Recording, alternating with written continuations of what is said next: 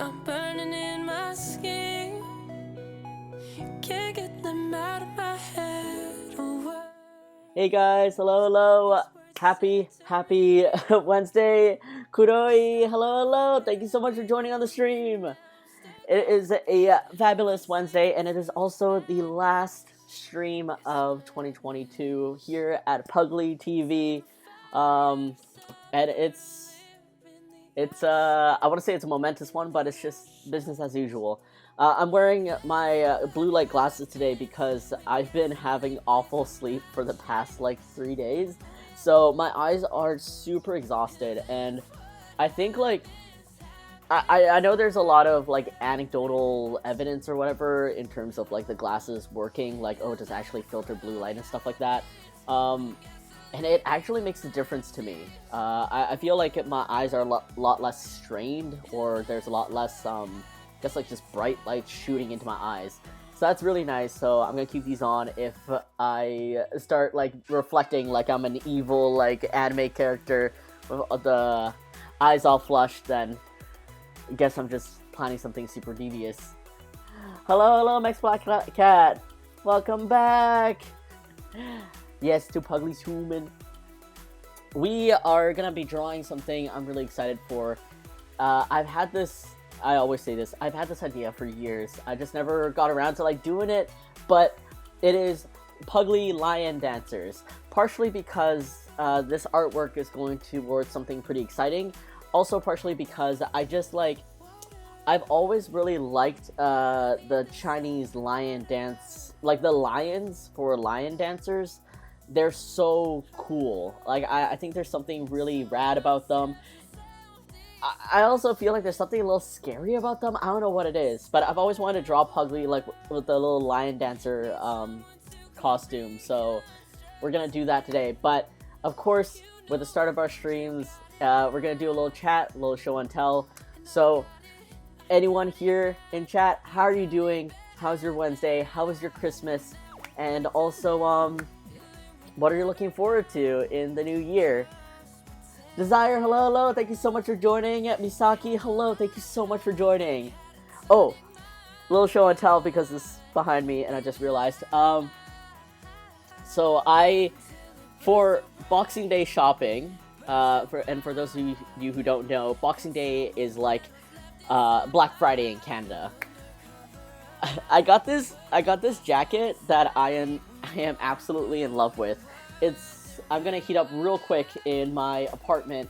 But I just want to show you guys, like, it's just this, like, it's a plain puffy yellow jacket, but of course I love yellow, and I just love being like an egg or sunshine and whatnot. And for anyone interested, it is from Old Navy, and it was only 30 bucks. Because it was already 50% off, and then my girlfriend found another discount code online, so it came out to like $30. And I bought a size up. I should technically be wearing a small for a jacket, but I chose a medium because I want to be comfy. Like I want to be like I'm in an egg sleeping bag, you know. So this is a little bigger for me, but I am just happy to be here. I'm sort of realizing, like, maybe this is a Coke stain. Huh. Went to watch Black Panther last night, and I think the seats weren't cleaned as well. Oh well, whatever. Clothes are meant to get a little dirty, right? But I just want to... Look, I'm so puffy. I'm so puffy. And it's just like it's just a very cozy jacket. I haven't worn like a puffy jacket like this in a long time. And it just makes me feel really warm and like a pillow, like I'm in a cloud. And I like that it zips all the way up to the neck, because obviously that's where you get super cold. And I don't know, I'm like an egg. I'm like sunshine. I am basically Blitzcrank coming out. But yeah. If any of you guys got any kind of holiday shoppings done for Black Friday or Boxing Day, what did you treat yourself to? Wow.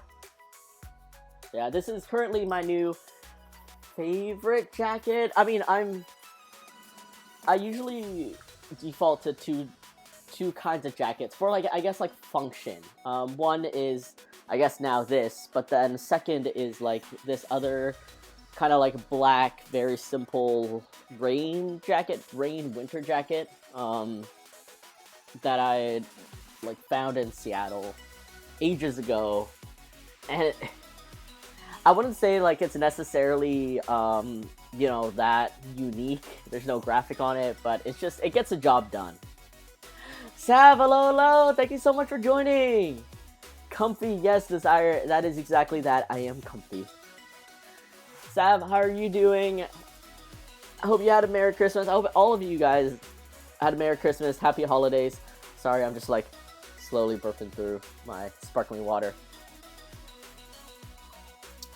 I'm so excited to get my big old Puglie haul. Sav, thank you so very much. Oh, Misaki, thank you so much for resubscribing, for continuing to poot along with Puglie, and for your support. Really appreciate that, and belated Christmas to you too. Let's see. Yeah, how was your guys' Christmas? Because I think for me, my Christmas was very relaxing. So here's the thing, and I don't think, I feel like consistently across the board, everyone forgets just how not relaxing the holiday is. I personally, I'm pretty sure I learn this lesson every single year, and then every single year in the future, I forget this lesson. But the holidays are not relaxing. There's just shit stressful, right, Sav? I've missed these Pooty Wednesdays. Oh, Misaki, thank you. It's like you have so okay, first of all, I don't really do gift giving. Like I don't it's not that I don't want to, it's just I'm the type of person that I give gifts to people randomly. And also like particularly to people that are like, really close to me. I'm not much of a gift shopper, and I'm very much not a gift shopper for significant holidays.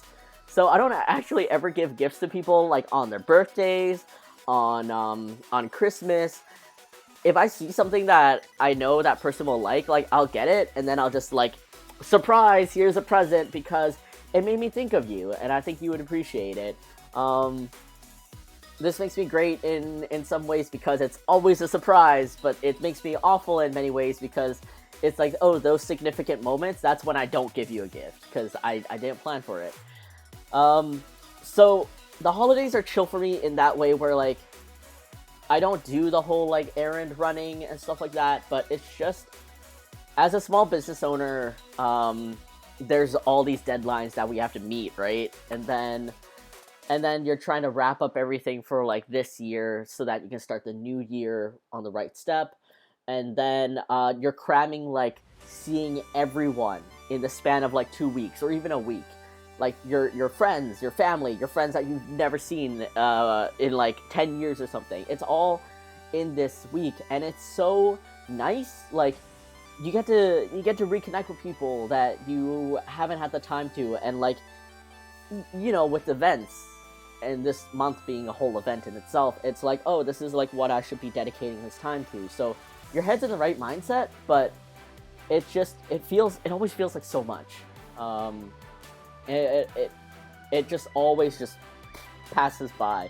December just like zooms out so fast, and I never learn. I literally never learn. I like every time December comes around, I'm like, oh, I'm gonna put the shop, I'm gonna close the shop like in the first week of December, and I'll get to chill, and I'll get to do all the things that I want to do to prepare for the new year, and it's like, bam, like it never happens. I'm always just, I can't say I'm stressed out, but I'm always just a little bit overwhelmed. I had too much food over Christmas, but gonna have another belated celebration with friends once they're home from vacay. Oh, that's so sweet. I love that. Like, Friendmas, I used to celebrate Christmas or some kind of like belated Christmas party with friends. But then like nowadays we don't really keep up with that tradition anymore. And then the new friends that I like consistently more hang out with, they have their own family function, so it's a little different. I went to my hometown to visit family for Christmas, but my dad and grandpa, or grandma, had COVID, so I couldn't see both of them. Sad. They're feeling better, but they're still getting over it. Desire, I remember you mentioning something about this last week too, so I'm glad they're both getting over it. Like, that's, I feel like at the end of the day, that's all we can ask for, but I'm glad you got to spend time with family, or even in, like, you know, in the vicinity of family, and yeah, I hope they come out of COVID, like, just, you know, swinging, you know? Like, nothing, nothing lasting, and it goes super smoothly. Yes, Friend Miss, I know, I kind of miss, I miss Friend Miss in that way, like a White Elephant game or something like that. Secret Santa, White Elephant. I miss those kind of festivities. So yeah, my Christmas was actually fairly chill. Well, it was fairly chill in a way that I got to work on some things that I wanted to do. So here's another thing with me is, like, I need to be in a good, well, like, obviously we all have to be in a good mentality to do something, right? But for me, it's like, if I know that, oh, I don't need to check my emails, I don't have to worry about new emails coming in, this day is literally like my free day to do whatever I want at the pace that I want, I just feel so much more relaxed. So I spent Christmas alone at home. I wasn't lonely, but I was just alone at home, and it was very relaxing. But so here's the funny thing: part of me always feels a little guilty that I'm not spending it with my family.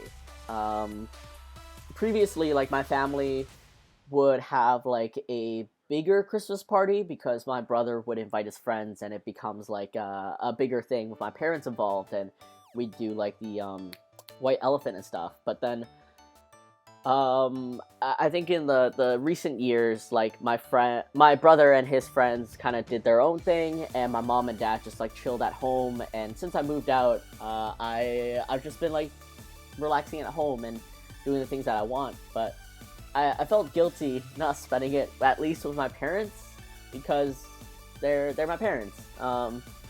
So I was doing my thing, and my girlfriend went to spend Christmas with her parents, and I'm like, man, I should be a good kid. Like, I should be a good kid, and I also, like, you know, I miss them. So I asked my mom, I was like, hey, what are you and dad doing for Christmas? And we just had a very simple dinner, and then we went to the casino because my mom loves playing the slot machines. And within like 15 minutes, I lost like $50. But it's one of those things where it's like, it's not about the money spent. Well, like, I'm privileged enough in a way that, like, I can say that. It's more like, I'm spending this money to just have an experience with my parents, to do something that they want to do. The funny thing is that my parents ended up both, like, winning, so they covered me on my loss / they came out with a profit. So, yay, Christmas miracle. So that was Christmas Eve, right? That was either Christmas Eve or Christmas Day. And then like whichever, or I just had like a chill day, just again to myself at home, knowing that I didn't have to check my emails, knowing that no business was being conducted, and I could just do whatever I wanted to do. So I spent funny enough, I didn't spend the last couple of days drawing. I spent the last couple of days writing blogs. I did a little like art versus artist thing. You want? I want to show you guys because this thing really meant a lot to me, and I guess like me being here live, I can at least present it to you guys and I guess talk a little bit more about it. And let's see. Oh, because it's not published yet. So, what is this? Huh? Okay, I just went to my Google, remembered some kind of history that I do not recall, but yeah, I was just writing up things that I wanted to post. and one of them was my art versus artist post, and it just made me think, like, I constantly forget that I have a blog on my website, and I like writing. I like archiving things, things to look back on. And I realized, like, there were so many cool moments. So here, I can actually show you guys this page. And let me just adjust the sizing first before I show you. And let me move over. Let's move over to the tablet screen. So I consistently forget that I have a blog, and I just, upon reviewing my art versus artist, I realized I never wrote about things that would be really cool to document. Things like my Honey and Butter collaboration in 2021, which is my second collaboration with Honey and Butter, or the Matcha Cafe Maiko 3rd anniversary collaboration, which was this amazing thing. I think this blog specifically, I really liked. I really liked what I wrote, and then there's the Kurasushi collaboration, which was so just immensely just mind-blowing to me. And of course, I probably should write about the Casetify thing. I should add that to my to-do list. I will add that to my to-do list now. I'm not the best writer, I will say that. But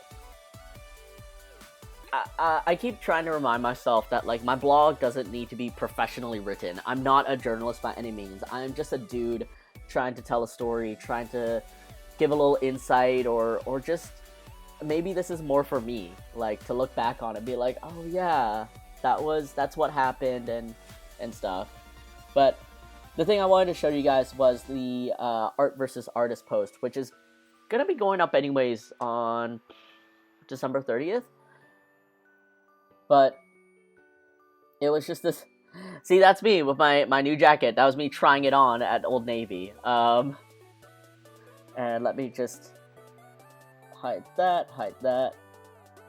So, for those of you that don't know, art versus artist is this kind of like trend where usually the artist posts a selfie or anything that they feel represents them in the middle, and then they're kind of like selected artworks around, like, surrounding them.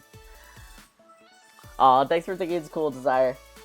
And yeah, just upon looking at this, it made me realize that I needed to slow down a little bit, you know, like, I really should spend more time appreciating and just, it sounds really corny, but, like, congratulating myself and giving myself credit that, like, I did a lot this year. I usually end up doing a lot every year, but because we always feel like we need to be creating new stuff, we have to be catching up with whatever it is, we don't spend enough time giving ourselves credit for the amount of energy and work that we put into things. So this was a really good reflection of, like, why did I choose Idiot Sandwich? Because this was the most popular design of 2022, and it made me laugh. Like, that's honestly it. Like, it's the most popular design. It made me laugh because I'm thinking that, like, Puglie's not gonna know he's an idiot sandwich. Like, this female chef knows that she's an idiot sandwich, but, like, Puglie's not gonna know. He's just a sandwich, because he is, like, he's an idiot. That's the thing. Like, he's just a sandwich. So, I don't know, just that little thought. But I wanted to give note that, like, Idiot Sandwich was the most popular design of 2022, which makes me laugh. Also, Gold Buick, hello, thank you so much for joining. Long time no see. I hope you've been well. I hope you had a very Merry Christmas, and thank you for being here. We're going through a little blog post right now, something that I really appreciated taking the time to write and also think about. So let's review 2022 together. So yes, Idiot Sandwich is in there. And Sticker Society, hello, this is Puglie, which is this middle one right here. And so for me, this was significant because 2022 was the first full year of sticker societies. From like beginning to end, I came out with 12 sticker societies, and that honestly meant a lot to me because I've wanted to do sticker societies for a long time, like a sticker subscription club thing, right? But my biggest worry was always keeping up with it because I travel for conventions. I'm gone for 2 months at a time, especially back then. And I'm like, how would I keep up with a subscription?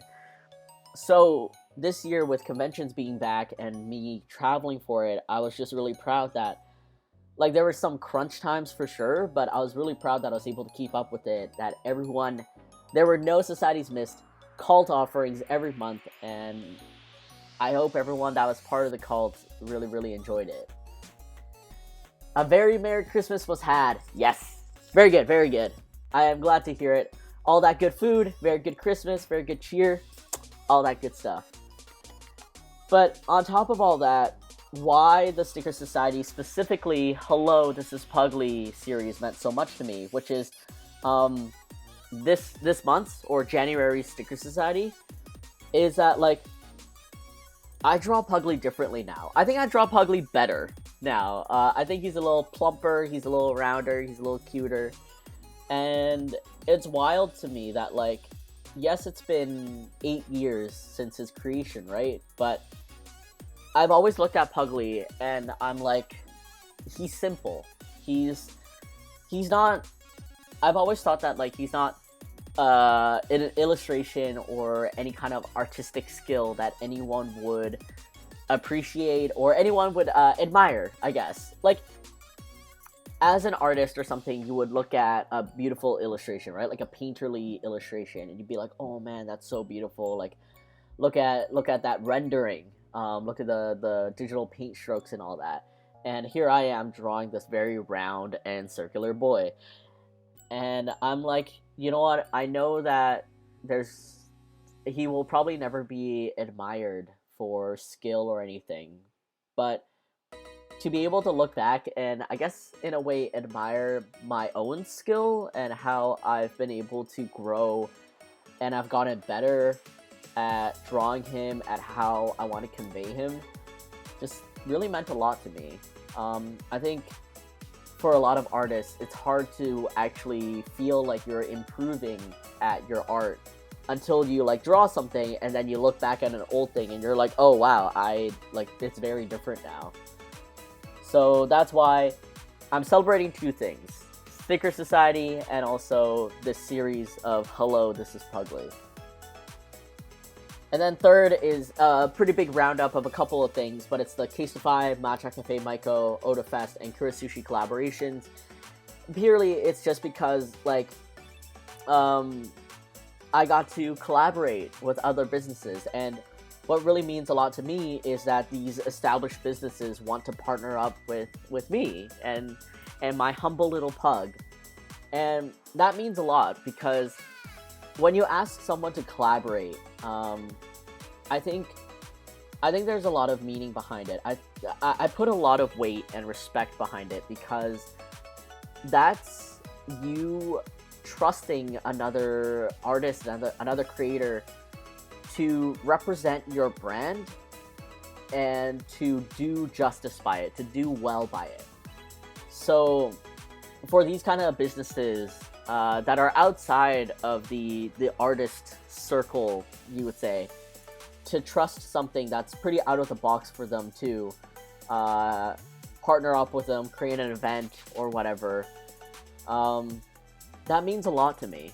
And of course, like, that also means me trusting Puglie to them, right? But for me, it's very much like I respect it a lot.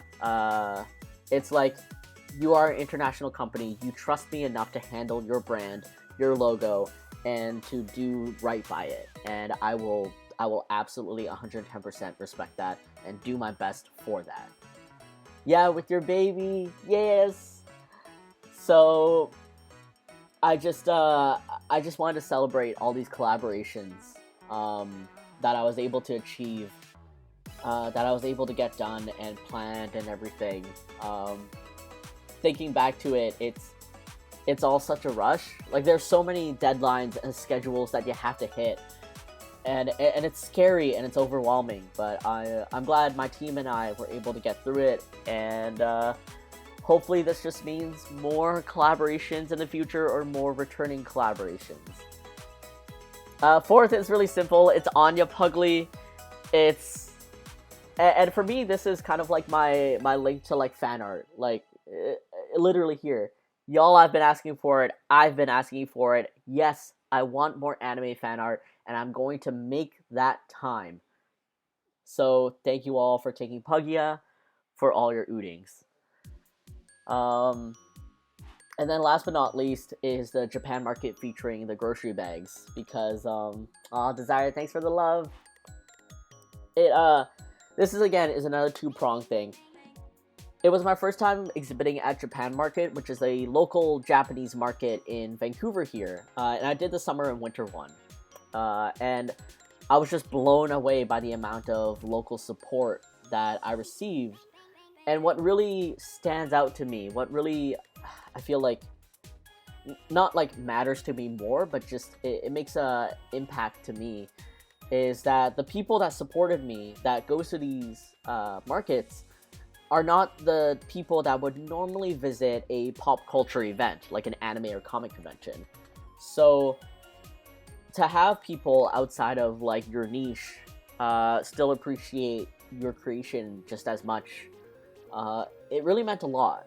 And this being like local to me, again, like just means a lot. And for the grocery bags, it was my first time creating a grocery bag, and it's my first time like creating this type of merchandise, which doesn't seem that like special, like, oh, it's just a bag, but like it's almost like I say here, it's a stepping stone for me to explore more of Puglie on my own, because for a long time, like, Puglie has been facilitated by other print-on-demand stores or for fans by fans, and then now I feel a little bit more confident to just try exploring these merchandise types that I've always been thinking about on my own and see where it goes.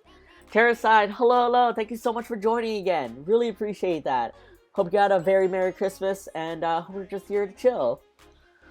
So, I don't know, looking back, I've had some rocky lows in 2022, and to be frank, it's all within the past 3 months that it's been very rocky. Speaking of, sorry, I need to text myself another message,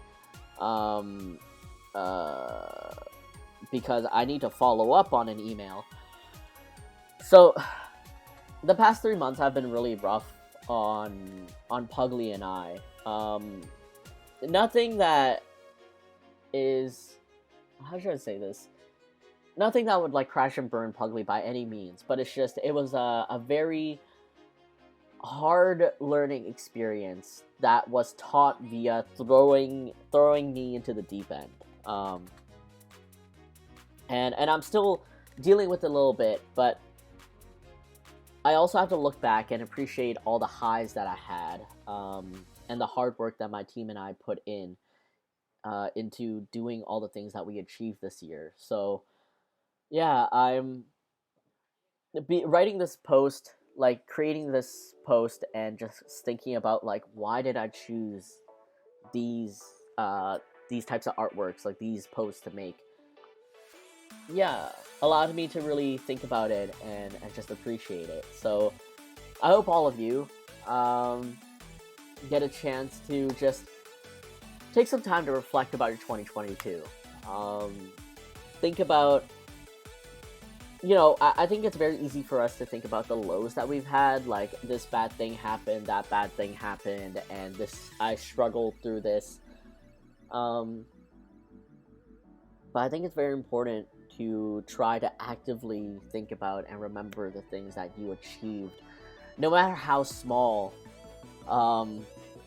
And just think about it. Like, just literally think about it. Think about that time that you had, the process. Why are you so proud of it? And just give yourself a pat on the back that you are proud of it.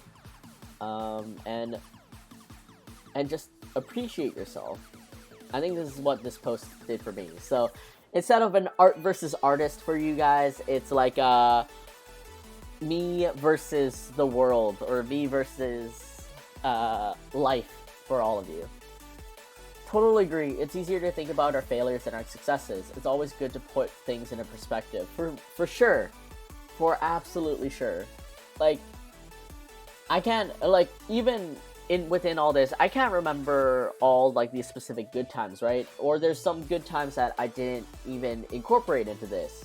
But I think once you get that ball rolling of, like, I was proud of this, I was proud of that, you'll start realizing, like, oh, hey, I was proud of, like, all these things too, but oh no, I gotta choose, like, how do I do math? Like, 8. I gotta choose, like, 8 things to feature. And I think selecting your 8, but realizing you have so much more is pretty powerful. So definitely take some time before the new year. I know this is all, like, symbolic. It's all, I don't know, made up in a way, but before the new year, just take some time to appreciate yourself, appreciate the things that you've done, and come through. Random question, do you have Puglie red envelopes? I do not. I don't have Puglie red envelopes, but what I do have is, hold on one sec, let me switch you guys over. Because someone actually came and purchased Puglie doggy bags, which they're going to use as red envelopes. So let me pull up an example for you real quick.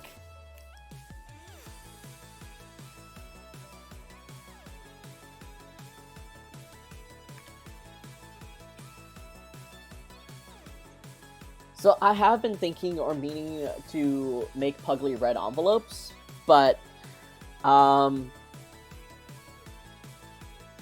truth be told, I just missed the deadline again. I'm very good sorry, no. I'm very good at not remembering dates. Time and date are nebulous to me. I need to, goes back to the last stream. Like, I need a calendar to tell me, like, exactly what date it is. And unless there's a deadline, like, it's gone. So what I actually have are these doggy bags, and they're kind of like red envelopes, except they're yellow, and they're called a doggy bag. But yeah, they kind of act like a red envelope, so they have like the paper lock and everything, and they're square for now. I have new ones coming in, same design, but like the dimensions are a little bit longer. And I use these usually to pack my stickers in, at conventions. This is the packaging that you would get for your stickers, because you know, you don't want a bunch of, like, little Puglies rolling around in your bag, right? So, I keep them in a doggy bag. So, a local supporter of mine literally just came by 2 days ago or so to buy a handful of these for her Chinese New Year. And it was really sweet. So, I hope they'll like it. And I know, like, nowadays there are some, like, red pockets that aren't actually red. They're just, like, you know, they're yellow, or they're any color, like for cartoon characters and stuff like that. And I feel like, yes, soon, just use this for your red pockets. That's what I was thinking for Chinese New Year. There are golden ones. Yeah. So I was intending to make like the traditional golden ones, which is like, you know, red with like the gold foil on top. It's just now I need a planet. I need a planet in time, but it would be really fun to make something like very dedicated to Puglie red pockets and everything. So next year, I've said next year for like the past 5 years probably, but next year, pew, pew, pew, we're gonna get it. I'll set a reminder. Yeah. Just like ping me all over.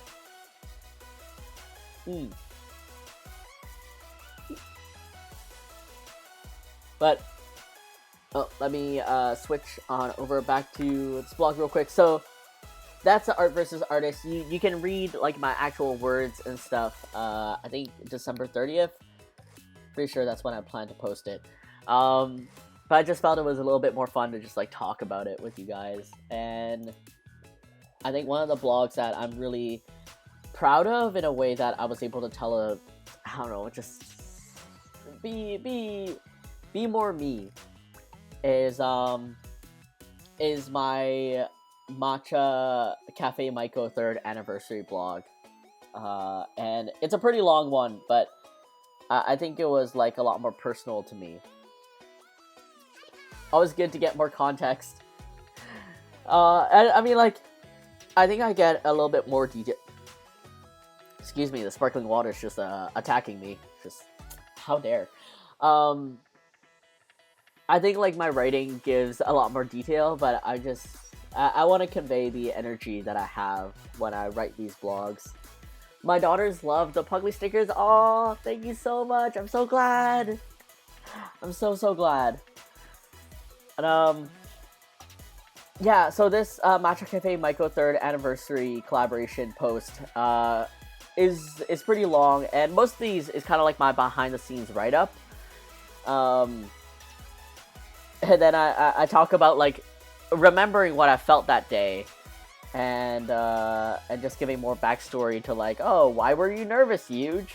And then, like, just talking about, I don't know, other behind-the-scenes things that you may not know happened, what I felt that day, how my setup was, and how the day went for me, from my perspective. And yeah, I try to add as many pictures as possible, because, you know, we all like pictures to break up the text.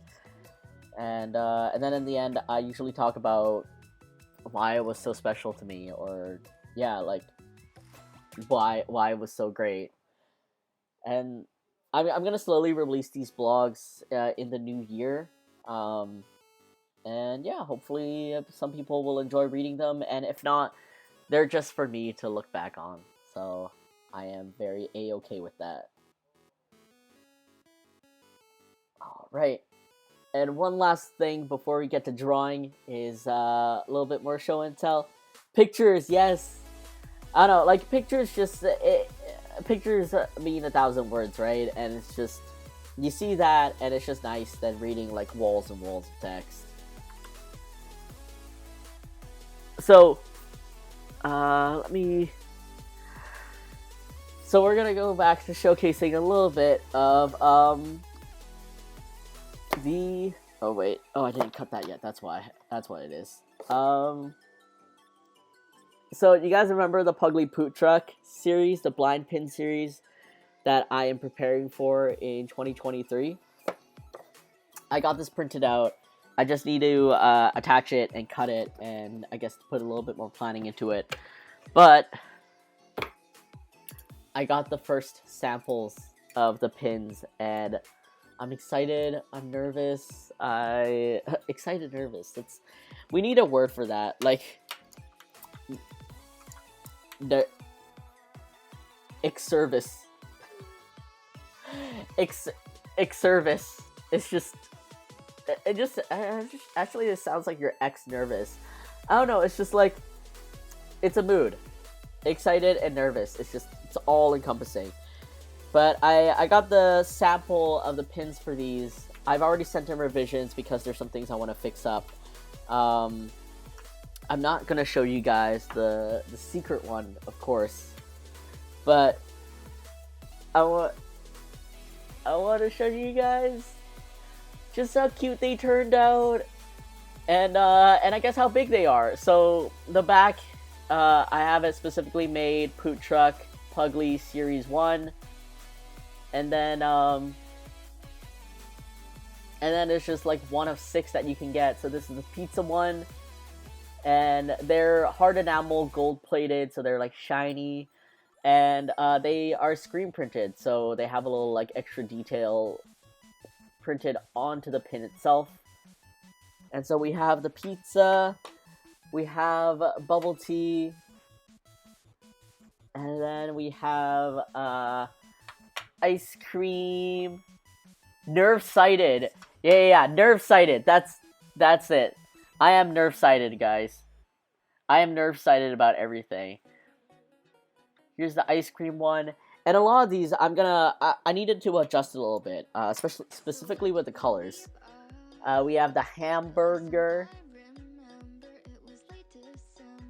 And then we have the taco truck. And like these pins are probably the biggest pins I've ever made. They're about like 2.25 inches. They're like slightly larger than what I usually make. But I hope people will like them. I hope they turn out to be like a really cute collectible that people can just like, put on their desk. Put on their desk, or put on their hats or something.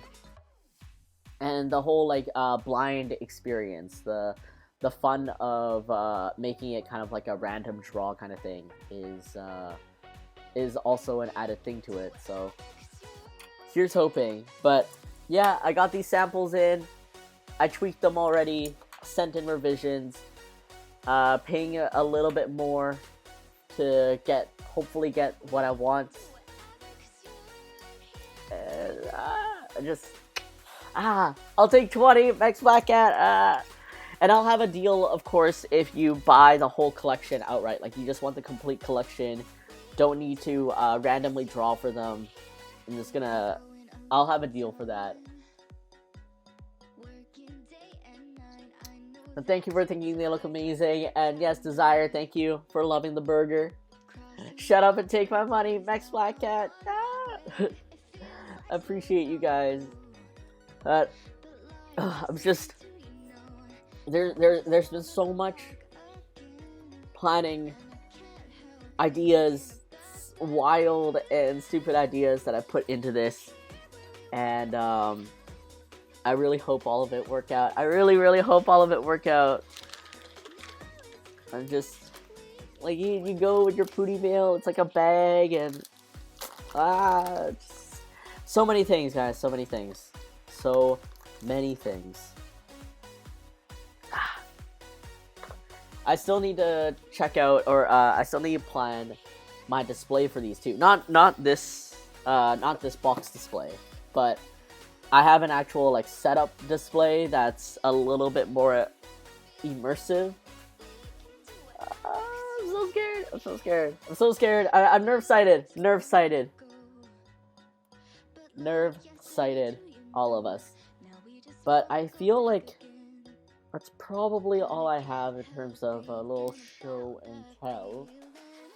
So let's get into sketching for the lion dancers.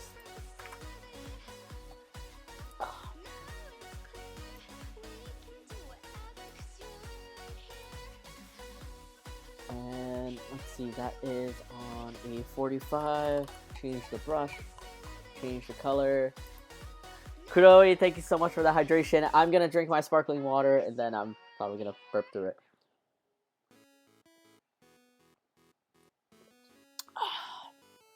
I hope all of you are doing well so far.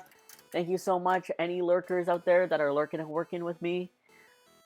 And let's get to it. Oh, wrong window. Oh, this is... Okay, sorry guys, hold on. I realized something. I might need to... I need to do this after. Huh.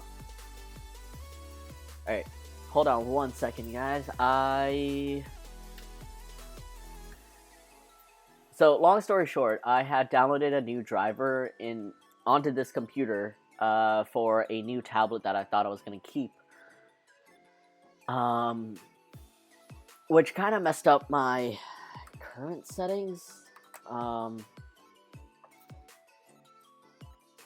so I thought deleting the program that the driver installed was going to be good enough to not mess up my like Cintiq, my OG Cintiq, but it's proving me wrong. So I'm going to do that real quick. Oh, is the restore successful? Are you gonna... Okay, there we go. Restore successful. Okay. I am going to need to not back up. Whatever the term is for like reinstating a backup.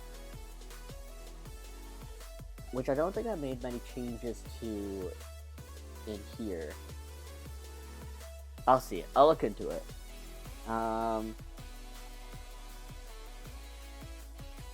But that's not your issue, that is mine, and let's figure out how Lion Dancer Puglie is gonna work. So, oh right, and I feel like, yeah, I should have fixed this last week. I thought I could get away with it with being lazy, but I think there's some things that are causing issues for my poor little tablet. I'm sorry, I should have never betrayed you like this.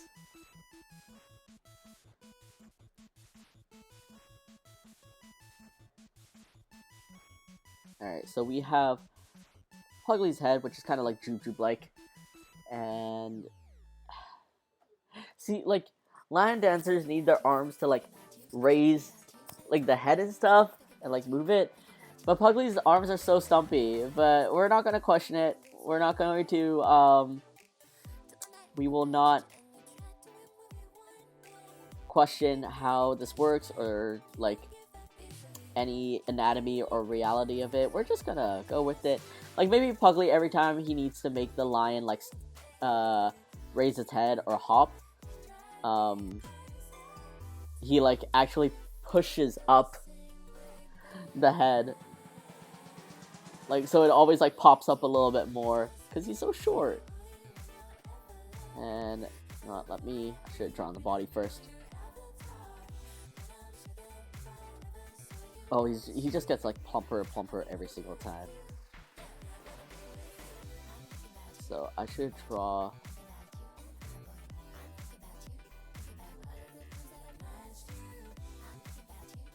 Oh, this... Make his body first, which doesn't have to be as round. Oh man, y'all, I was looking over my calendar because a friend of mine asked me if I would like to exhibit at Emerald City Comic Con again, and for next year they're moving it back to March, which is a little concerning because the event just happened in August, and realistically speaking, that's not a whole lot of time between to, I don't know, like it's almost like if you were a local, it's like, oh, I already went to it in August, like, why am I going again? But, like, their original time was always in March, so maybe people looking forward to it back in March just is going to be more excited, or it's just going to make more sense. I don't know. But what I'm worried about is, my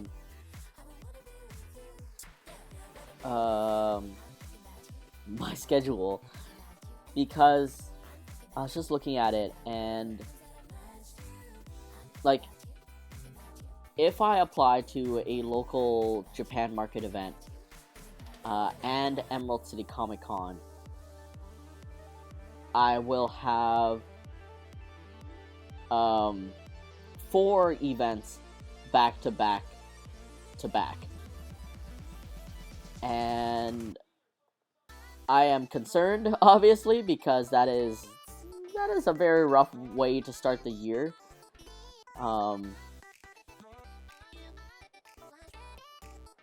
But also it makes me worry, like, oh, I don't want to miss out. I don't want to FOMO.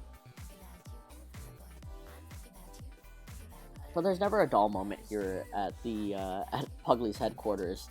Like, if I'm not selling at a convention, then I am using the time to create new art or create new merch or just do, like, administrative things where I'm, like, communicating with other businesses and stuff. So it's not like not going to an event is going to, you know, be time wasted.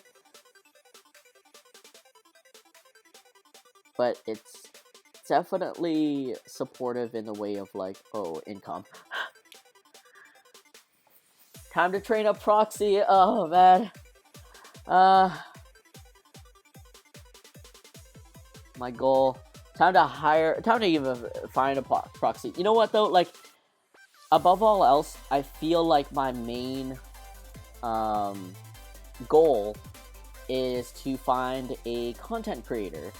So what I mean by that is like someone that will work closely with my social media manager, and who will create content with the content I already make. So say like I have these like handful of stickers made, I will absolutely pay them to take these stickers and go out into the world. Like find a nice coffee shop, or I don't know, visit IKEA for the backdrops, or find something in a grocery store, whatever it is that you find inspiration in. And help me take like product photos or lifestyle shots, or literally just create content with the Puglie stuff that I give you.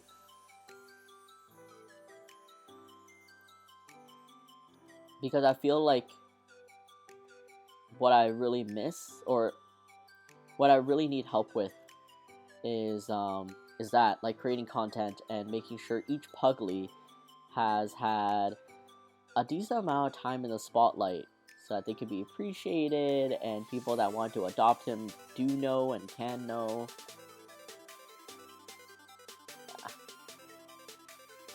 Alright, let me just do this. And we're gonna go with this hot pink color. And let me see, because like lion dancers, like I want to make this cute. I want to make this chibi and big headed and stuff. So I'm just gonna quickly jot in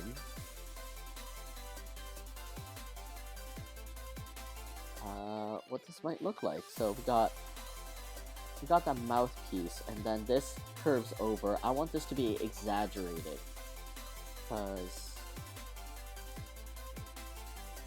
it's gonna be like big and poofy.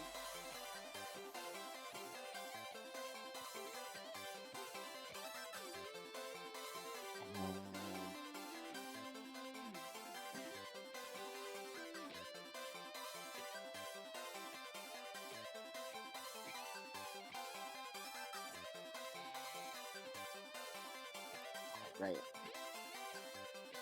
And it's like you're supposed to see the face. So let's extend this down a bit, because I want to see at least like the little top of his tongue. Like you can see kind of what's going on with his facial expression. Sorry guys. Nah. That sleep is really catching up to me. I had nightmares for the past like 3 days. That's what kept me awake, I guess. And they're not even like nightmares, like life nightmares. Like, oh no, I don't know, I'm presenting a speech and I'm just in my underwear or something. It's like I'm in a haunted house and there's a ghost, I think, trying to track me down, and I can't wake up. Like, so it's been rough. And then when I do wake up, I'm like already a little spooked, because like you wake up and it's dark and you're like, oh, I remember what that ghost looked like, and I don't want to see it in real life. Like, what if that's what I'm gonna see as I'm like lying here? So oh whoops, wrong layer. Oh well.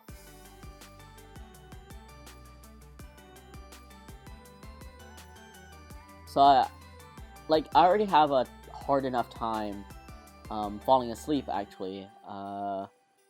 It's one of the qualities that always stuck with me, even as a child.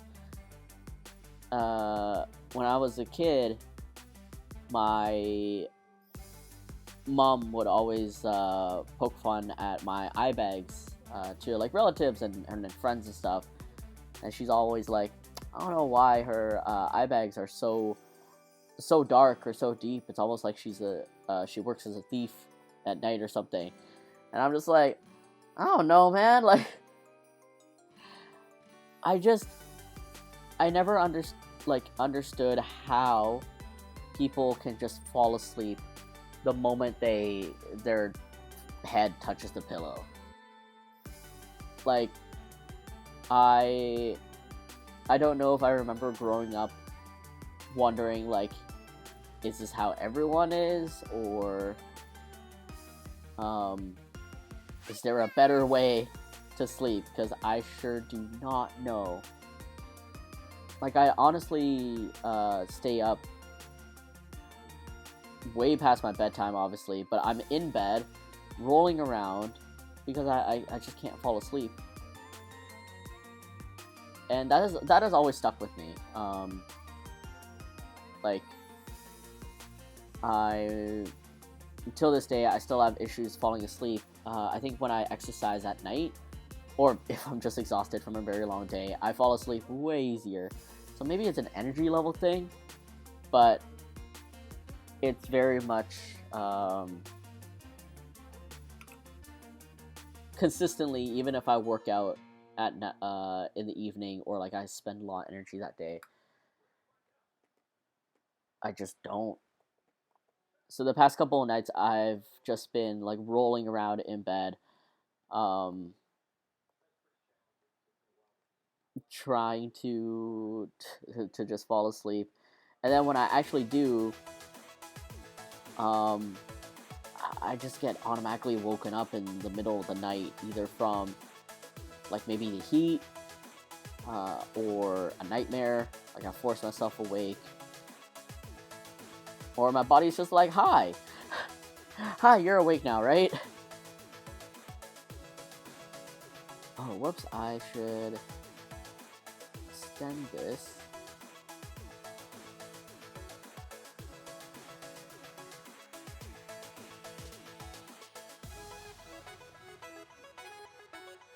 Let's do quarter view a little bit more.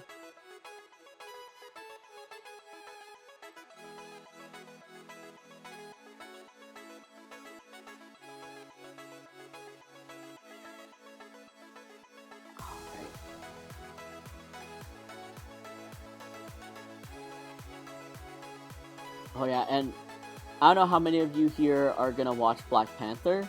I'm not gonna say any spoilers or anything, but one of the most jarring things for me when I was watching yesterday was like I kept having my suspension of disbelief, or suspension of belief, I forget which one it was, shattered, because like the news came out a while ago that the actress that plays Shuri, who is the scientist, genius sister of T'Challa, or like the Black Panther, like the actual actress was anti-vax, and every time she came on screen, like I just couldn't focus on anything less. Like my brain would always be like, "Oh man, she's anti-vax." Like it really took me out. And then I was saying this to my friend, and then she was like, "Yeah, like, how are you gonna tell me that she's this genius scientist that believes in science and technology and stuff, and the actual actress is anti-vax?" Like she just could not get into it.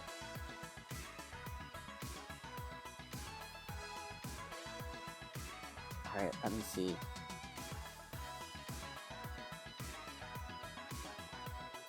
Oh my god, with this, like, with the lion lip, it almost looks like Puglie's wearing a Goldilocks costume because of that curl up. But, alright, I think this might pan out. I think, okay.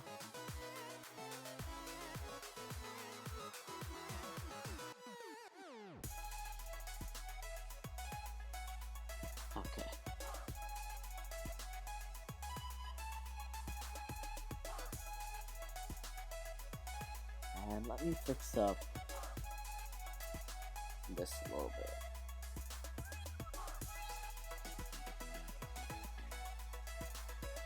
Because I wanted to extend the teeth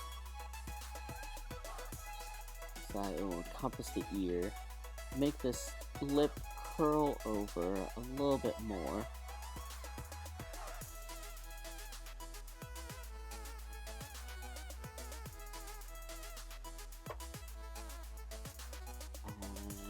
me see where this lands. I think I want this a little bit lower. That's what it was. Oof, yeah. Oof is correct. Like, I remember seeing an article that, like, filming was, like, was having a lot of trouble because she was, like, anti-vax, so, of course, like, you know, they couldn't be on the film set with her. And, I don't know if her stance has changed. I somewhat doubt it, because these kind of stances rarely do change. But, well, who knows? We'll see. I drew that on the wrong layer. Let's fix that up. And I'm gonna... So this is, like, kind of where it cuts off. Okay, you know what? So this is where I wanted to cut off. It's where I want to show that bottom lip area. Which means I gotta make this a little poofier. A little bit lower.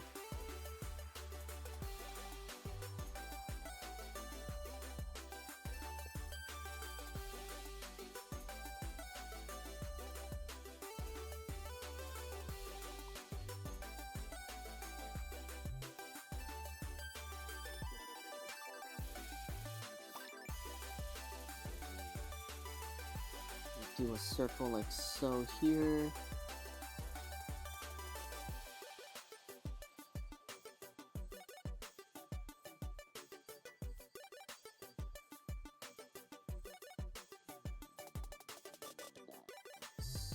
So kind of.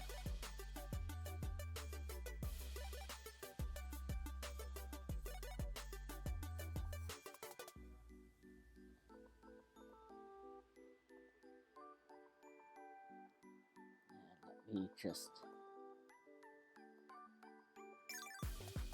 clean up the lip a little bit.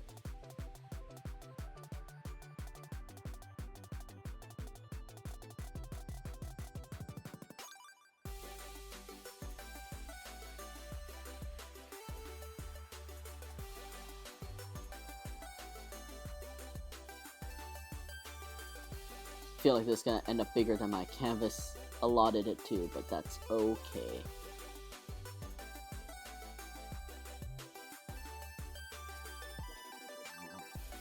Just yay there.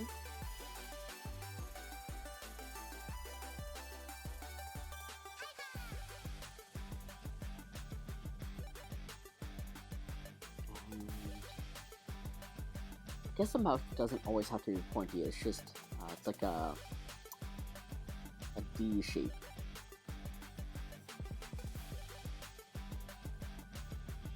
So I guess most likely this will cover up Puglie, which is okay.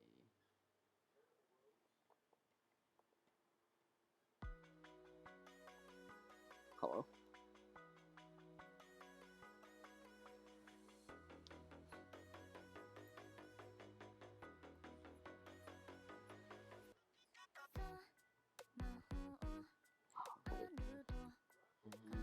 Fix the perspective on here a bit. Yeah, I gotta say, guys, I'm pretty excited about 2023. I'm nerve-sighted again. 2023, but I want to knock on wood. I don't jinx myself, but I'm gonna make it happen. I feel like there's exciting things around the horizon that I'm gonna make happen, and we'll go from there. We'll hopefully go from there. But definitely one of my resolutions is to go a little slower with Puglie. I'll be honest, I forgot if I mentioned this last stream, but one of my goals with Puglie that I'm gonna try to enact even now is to go a little slower with his content. And by that I mean, like, you know, I'm still gonna have Beth post pretty consistently, right? And often enough that Instagram or whatever doesn't think we're useless. but I want her to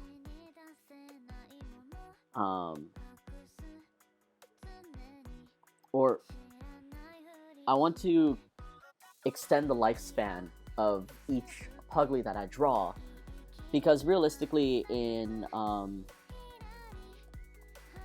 lives of all these algorithms and how fast social media moves, the art that I create is really only appreciated for like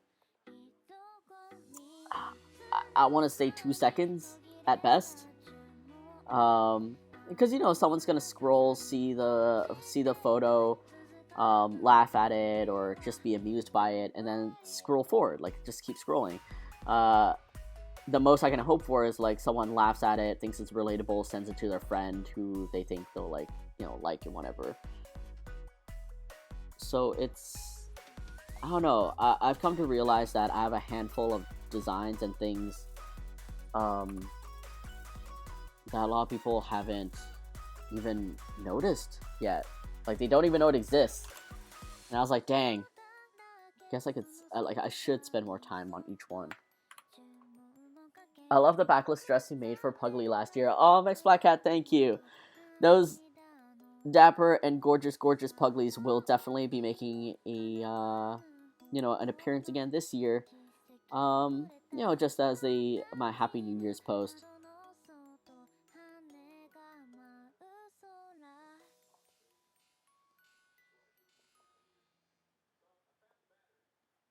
Let's see. That's the midline.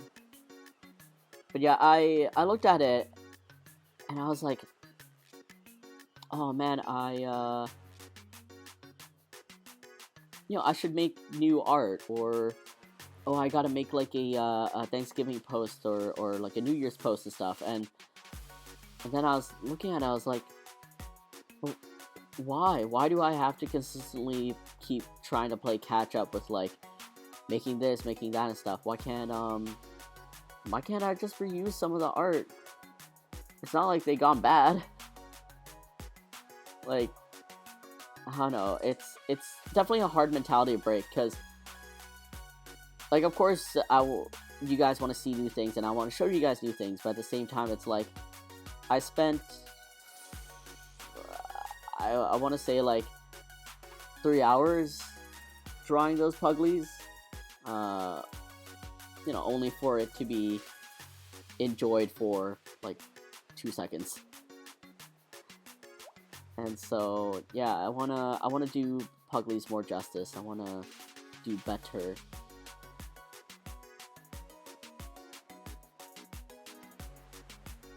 Let's see.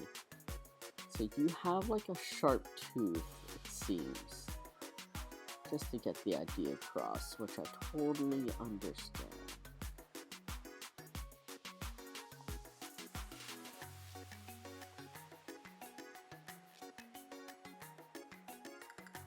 One, two, three. Wait, 1, 2. Oh man.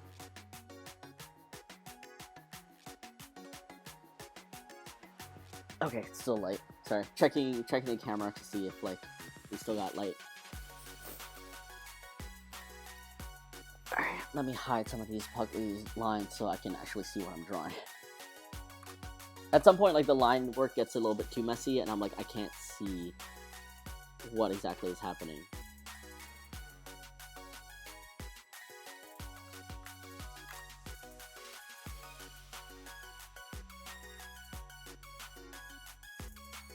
Yeah, any of you guys got New Year's plans, like going out with friends, hanging out with family, or etc.?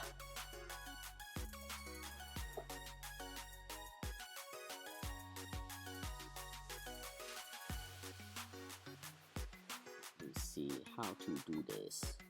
1, 2, 3.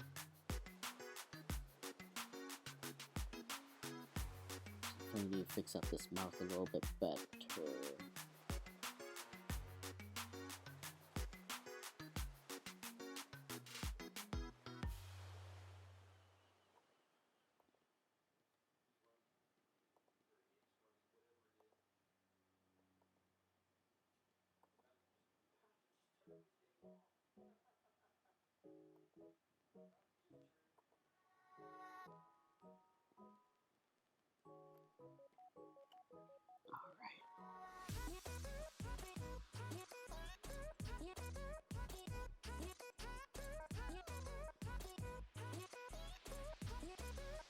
I just want to fix this fang here because that's not working.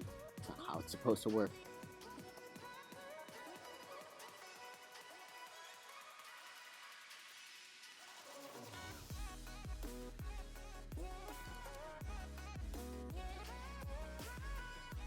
Okay, it's a little bit better. Then I gotta move the teeth a little bit more. So let's change this midline to about here. I mean, it didn't change much, but let's clean up the teeth a little bit.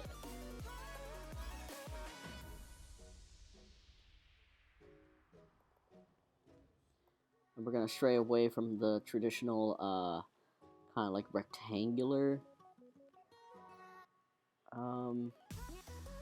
teeth for this one, just because I'm too lazy to draw it. Like, that specific shape is like, I don't know, my thick line art makes it a little bit more difficult to convey. So it's easier to just make this kind of chunky teeth.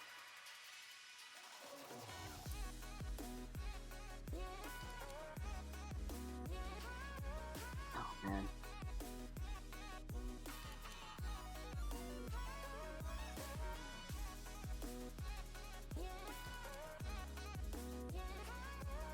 Alright, hold up. Let me do a little... I'm trying to imagine, like...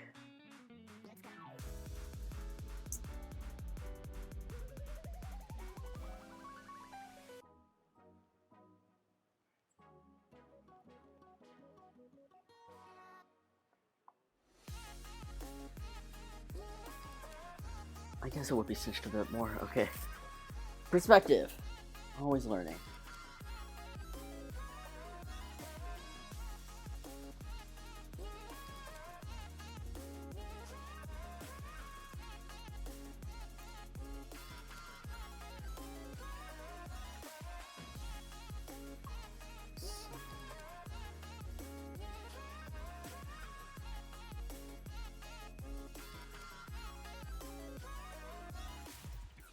Just do a 1, 2, and 3. I feel like 3 is that good number for this. And from here, it's a little sharper.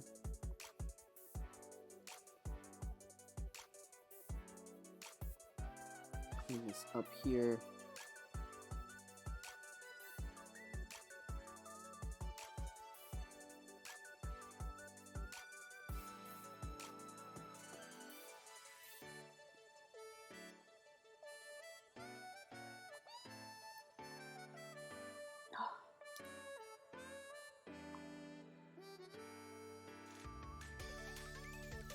I feel like that's probably something I need to get back to. Like, my eyes are not catching me on I know it looks wrong, I'm just not catching where and how to fix it just yet. Definitely one of those things that I need to revisit.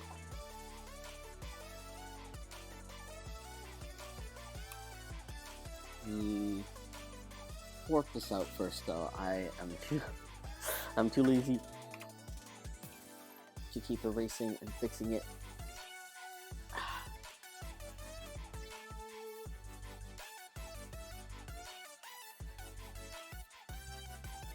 There we go. Alright, let's see how the rest of this is gonna look. Let me just figure this out. And don't mind me real quick, I'm just gonna turn on the light because it is getting dim here.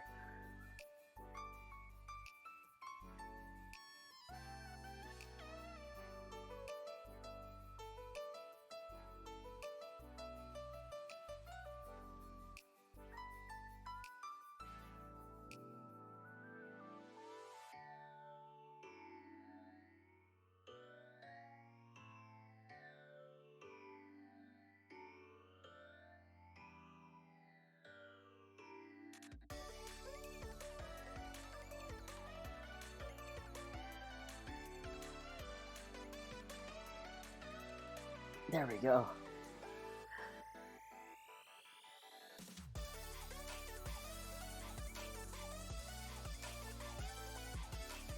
Right. So this mouth shape is definitely going to give me some issues. But I will figure this out as I go.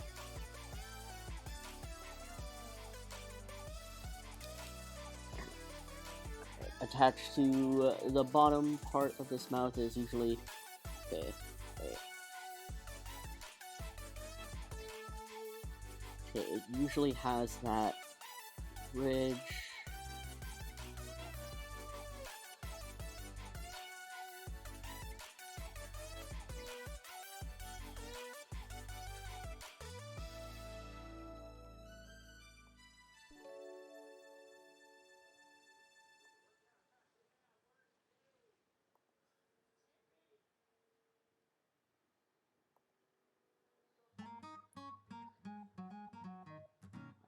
And with this, like, I have to...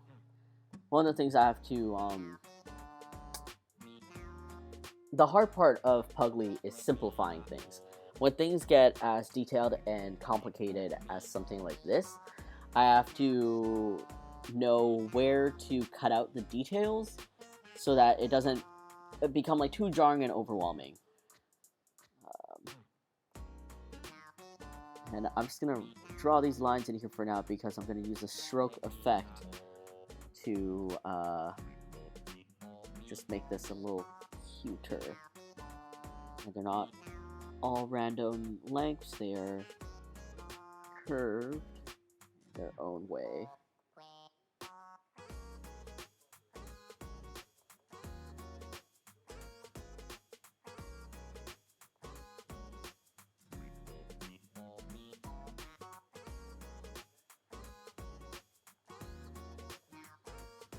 Alright, so that is there, and how does this all connect together? So with the mask, seems like there's a little like long extra flap on the kind of like bottom mouth area. So let's add that in.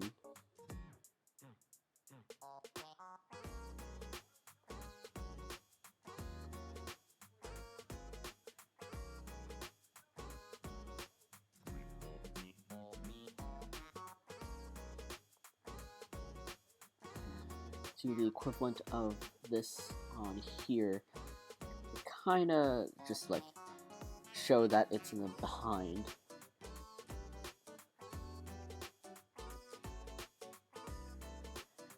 And with consideration of how like the costume's coming out, I will take some artistic license and maybe move the arms a little bit. So like maybe the arm is more so lifting from the mouth up.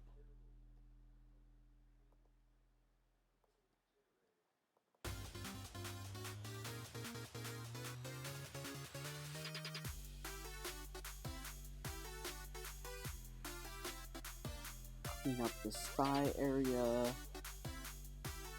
Ooh. Give you a little specky specks.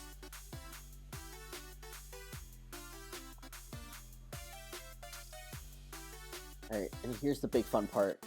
The actual mask itself, which I'm pretty intimidated by. Cause, let's see. So they usually have like a little horn at the top. This like middle circle with two other little circles down there.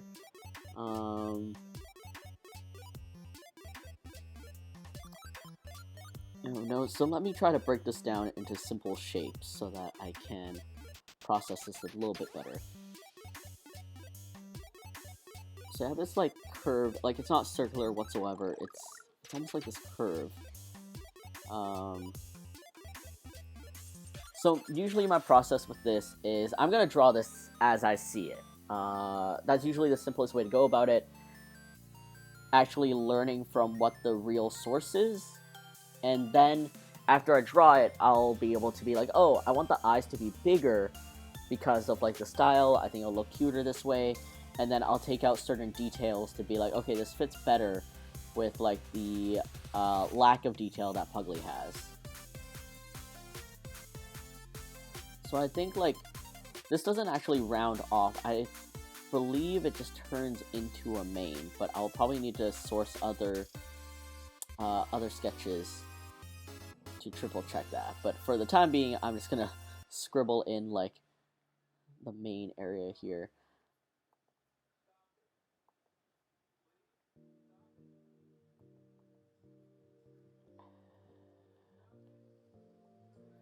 This is what I'm gonna consider the middle line.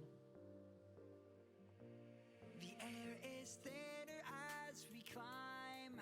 We've only got one destination. Touch the clouds And I gotta fix the curve of this lip to reflect that middle line. Does it matter if I can't breathe out there? I've got memories of where we began, and you would follow my silhouette that grows bigger towards the sun. And from here, let's see. Okay, this is a pretty good photo of how 3D it is. So there's the middle part that stands up, and I feel like those balls are like connected or extended from like the nostril area. So we're gonna give this a little 3D shape.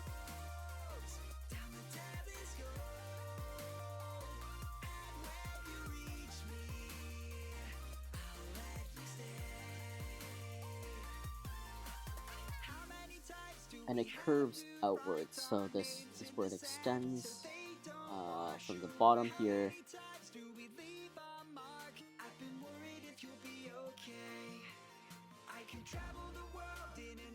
And then there is that little circle. So this like becomes the ribbon here. Clean this up here.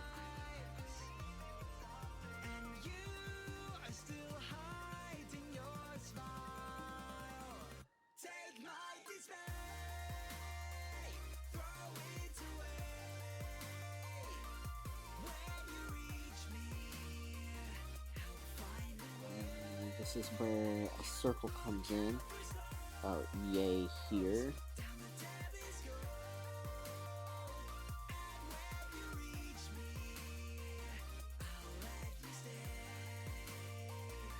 Then, if that's the case in this area here, then this circle should be around here too.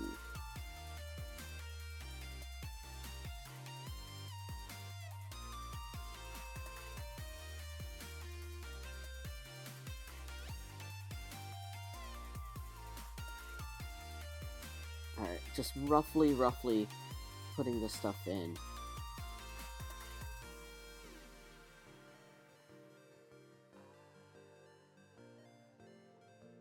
There's a car alarm going out on the, like, ringing outside. And I'm not sure if I'm the only one that gets this way, but I'm always worried that's my car alarm. I realistically don't know what my car alarm sounds like. But in some ways I feel like I should just trigger the car alarm sometime to actually know. Or I can just like look on YouTube what a Honda car alarm looks like. Or sounds like. But yeah, whenever I hear a car alarm outside, I'm like, oh god, is that me? Is someone trying to break into my like car, or someone nudge it? Like, is something going wrong? Alright, and then from here is like 2 3D balls. And they usually kind of like bounce about whenever the lion dancer's dancing. So I'm gonna draw. I really should be drawing on the left side and then completing on the right side, but here we are.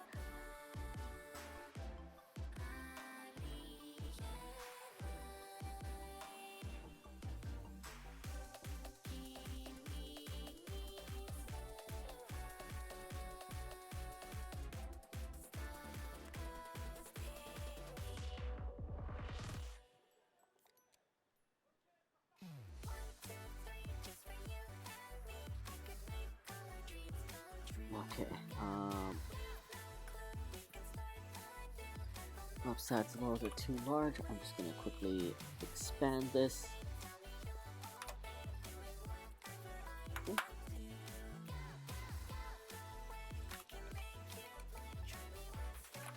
Okay, solid.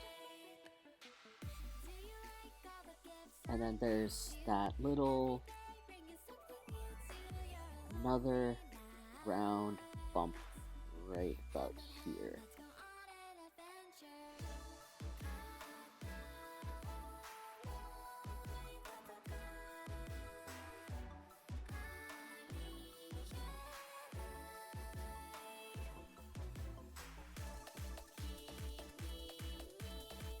At this point, like, it's already kind of extended above the head, but that's okay. We're here to have a little fun, take a little bit of artistic license.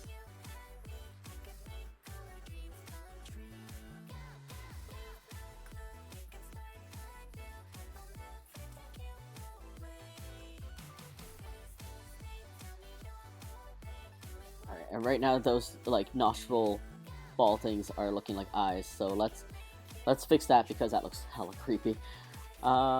Here's the fun part, the big eyes, things that are supposed to capture your attention. Fix this briefly. I really wish I fixed the lag on my my tablet before hopping on stream. I totally thought it would be okay.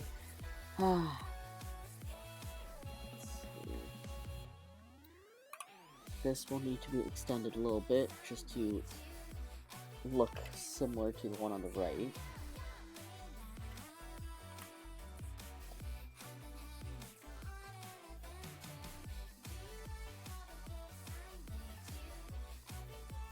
Alright, and then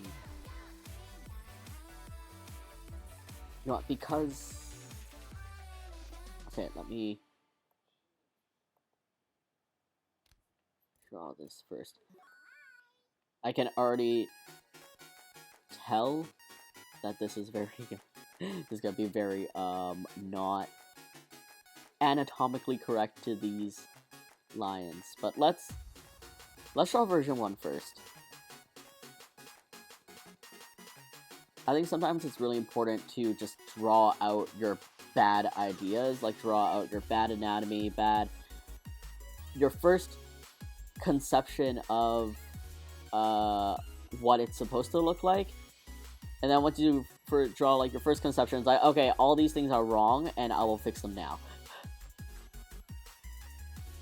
So let's see what I actually really care about in this drawing and fix it accordingly. Because for something as detailed like as this, like kind of like my my dragon boat Puglie, which I do want to fix up sometime, I definitely had to use a lot of references and yeah, just draw out what was wrong to begin with and then fix it as I go. It's like, oh, the head does not look like this, or yeah, so and so is not working.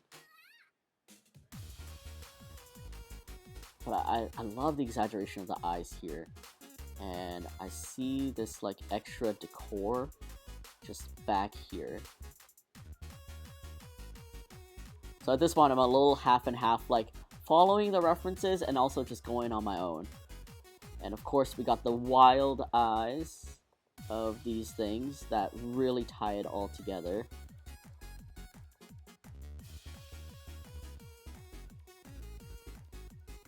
And oh, these things. So these lions have like little horns. So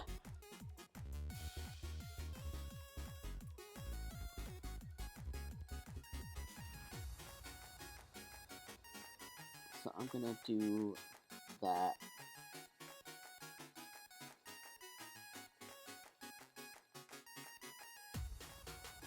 And from here, you are gonna curve around here, roughly. Oh, why did I draw right to left again?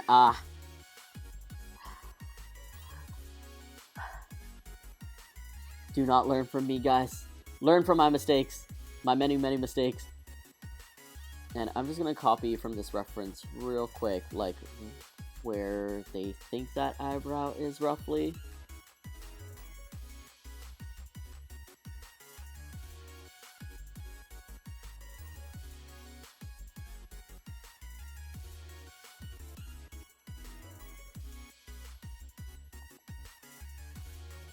And this is where that curve is gonna hit that tangent, so I'm gonna move the curve a little bit.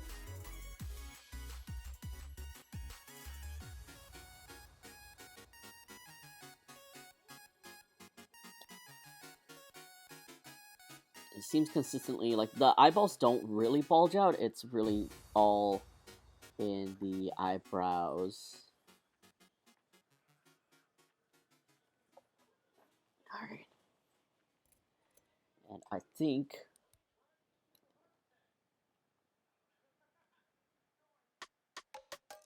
like with the proportions of all this, there's two things I want to address. I'm gonna fill in the lip right here.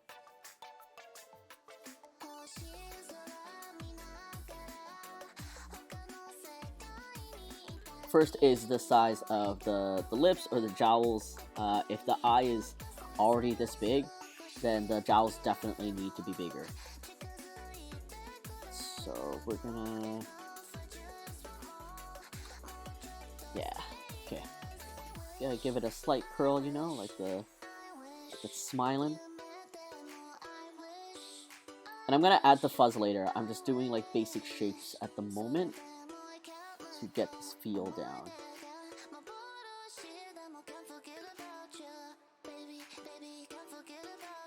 And perhaps if this like is so large and so evident, so can this like little flag that they use on the side of their lip.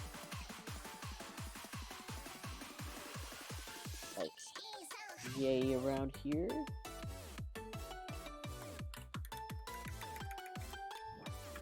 Oh, I don't want it to cover the fat roll though, but I feel like it kind of has to. We'll just place you here for now, and then we'll see where you go.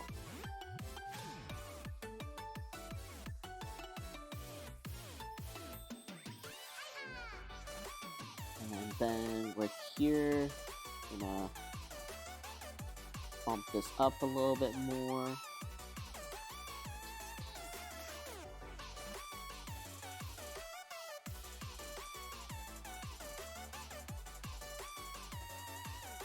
I just feel like, I know the eyes don't bulge out, at least not that much, but at least with the way I'm drawing it, I feel like you will see it from this angle.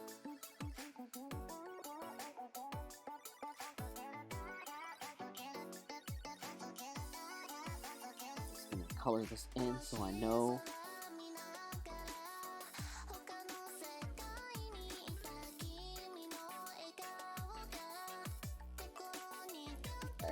And I'm gonna duplicate this real quick because I have a feeling, and I do have this tendency, which is everything is just a little skewed. Like everything's a little bit more tilted than it should. It's because I draw Puglie kind of like tilted up.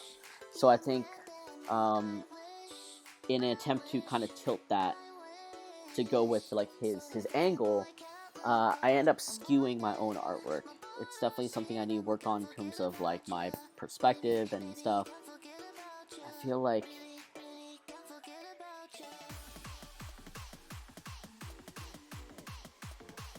there. And so right now,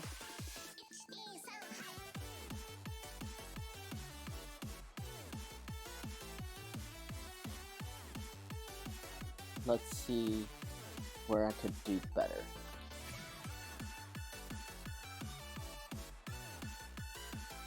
Like the eyes here should definitely be more up and in line with all the details up here. Like the eye should be in line with the ball.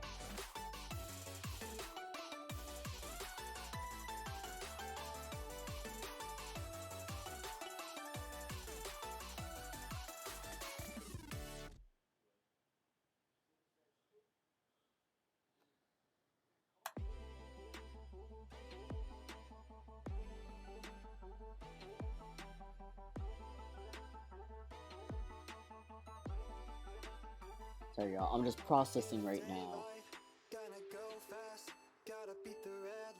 Oh, I know why everything's mismatched for me. I kind of like.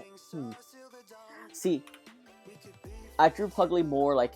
So realistically, the face should start below. It's like his bottom like jowl, basically. Like this area right here should already be like up here. But that makes him so tall. Like I don't want him so tall. So that's why I kind of like made him more central to the face. But will that change the effect of like the lion? Like will people be like that lion look weird, man? Like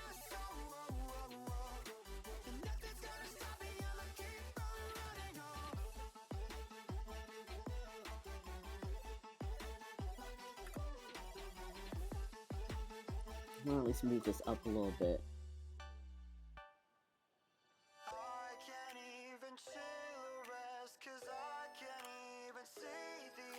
Have this be covered a teensy bit. Change up this area.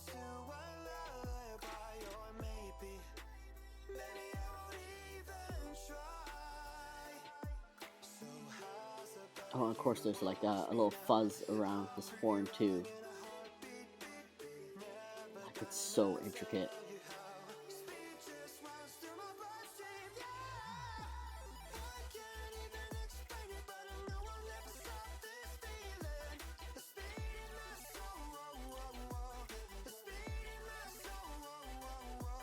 And you don't need to be as high, you just need to be about yay over here.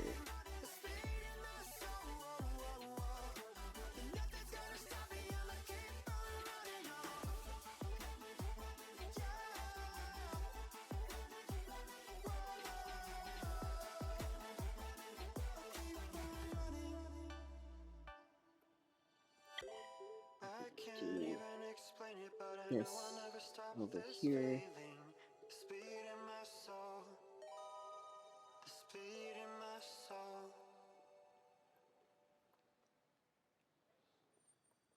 Erase this part here.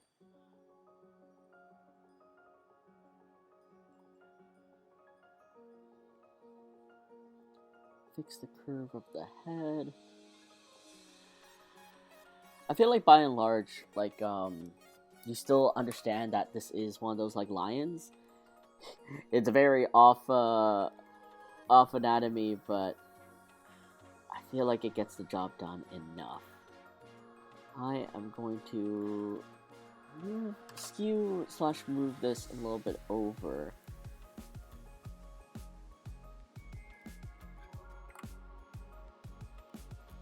Like just a few pixels over. And I need to fix how high this is.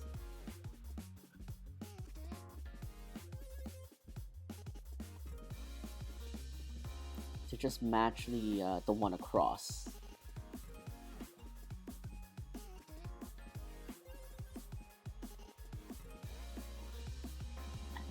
Do like so.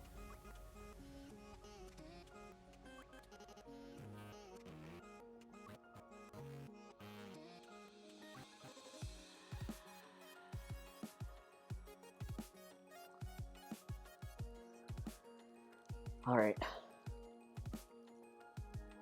I think realistically, I am also going to do that thing where this is the first sketch. I'm gonna fix it as as much as I can in like my first round, but I'm definitely gonna come back to it. I'm going to like not work on it, not look at it for a little bit, and then come back with fresh eyes. I think one of the things that I always recommend people is to just literally sleep on it. Like, if you're getting frustrated, if you feel like there's something wrong and you can't pinpoint it or whatever, just take a break. Just literally take a break. If you've been staring at something for too long, things just start not looking right. And then, like, when you're just too into it, it's almost like your eyes are influenced by it, and so you can't very easily pick out what's actually wrong with your piece. Also, I should have gotten like more photos of like the back area, so I can at least kind of know how this all connects. Let's see. So we got the mustache, the beard, and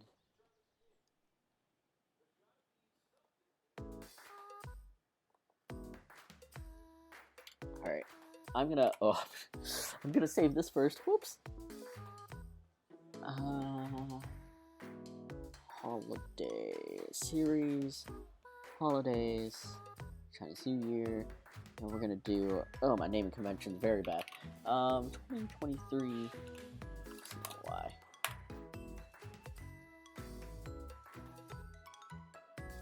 And all right, let's. Gotta search for a few more lion dancers. A few more reference photos.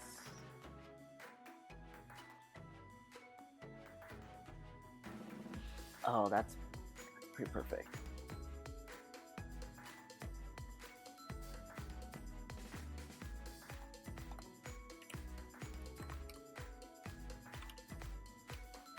Okay.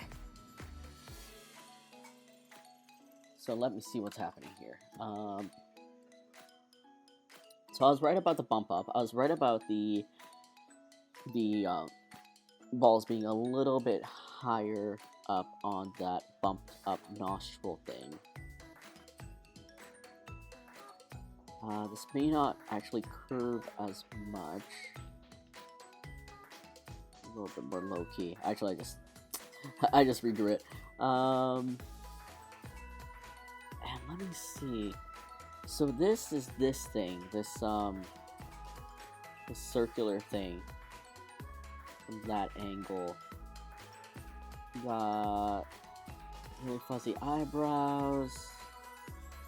This one was a little bit more ornate with the extra eyebrow here, that extra corner. And let's see. Oh, and from the bottom mouth area, you have these pieces of fabric. Okay, so the Puglie fat roll is gonna be covered anyways, but it's okay. It's there in spirit. I mean, at some point, like these traits, like these ideas, exist, but it's not the end all be all of like these costumes, right? Because they're all slightly different from each other. So at the very least, I want to grab what I think makes the most sense.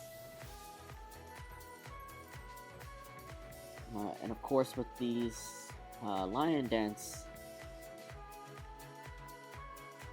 things, there's a lot of this, like it's super wavy.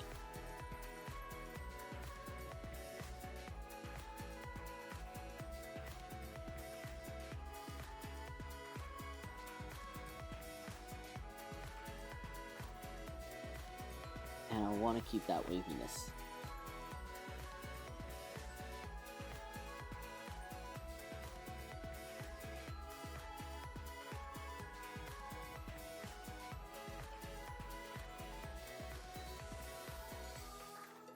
And since it's just like Puglie solo with the head, I'm not gonna have another. Oh, like maybe it would be cute to have like Ollie in the underneath, but I'm just gonna draw the rest of the body first, and then we'll figure it out later.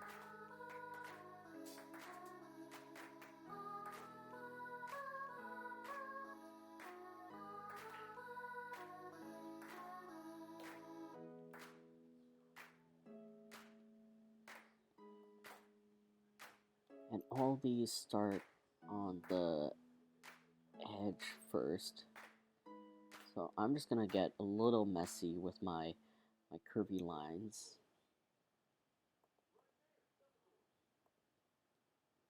And I don't want the curves to be too small, like these ones up here. Because again, like the more curves there are, it's like the more detail you're giving this whole art piece. And again, like Puglie shouldn't be that detailed. There needs to be a balance where you don't want to like Warcraft or Warhammer the concept art onto Puglie, right? Unless you're going for that very specific juxtaposition. You want a balance of like simplicity to get the message across, but detail in that out of respect for how detailed these things actually are.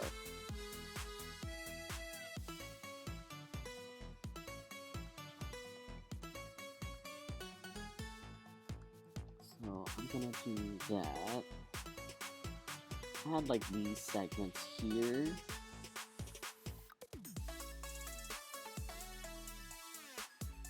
And I'm gonna need to extend the canvas a bit.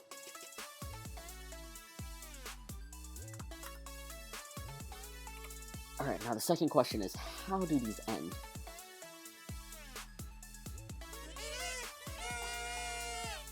Oh my god!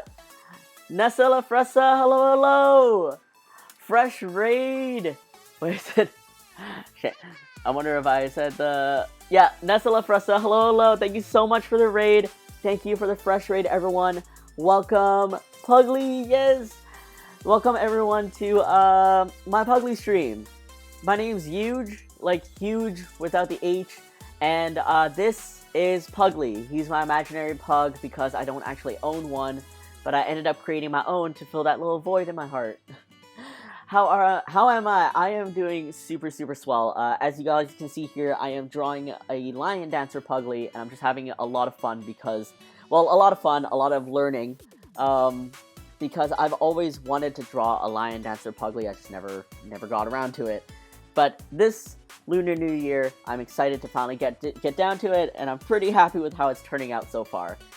We hear that you're an amazing artist. Oh my god, Full Monted, thank you. Nessa La Fresa, hello. How was your stream? What did you do today? And, sorry, I am, is this how I do it? Yes! Yay! Yeah, how was your stream? How was everyone doing? And also, Merry belated Christmas and belated Happy Holidays to all of you here. Pugs are so cute. I know, I love squishing their little jowls, like their little face. They're just so squishable and stretchy. They're almost like slime. Like, just a little fudge. Oh, Sekiro! It was a lot of fun. Have you beat the game before, or like, are you playing it completely blind for the first time? I've personally never played it, but I know a lot of my friends have played it, and they like it a lot. They have their frustrating moments, but it's just such a beautiful game.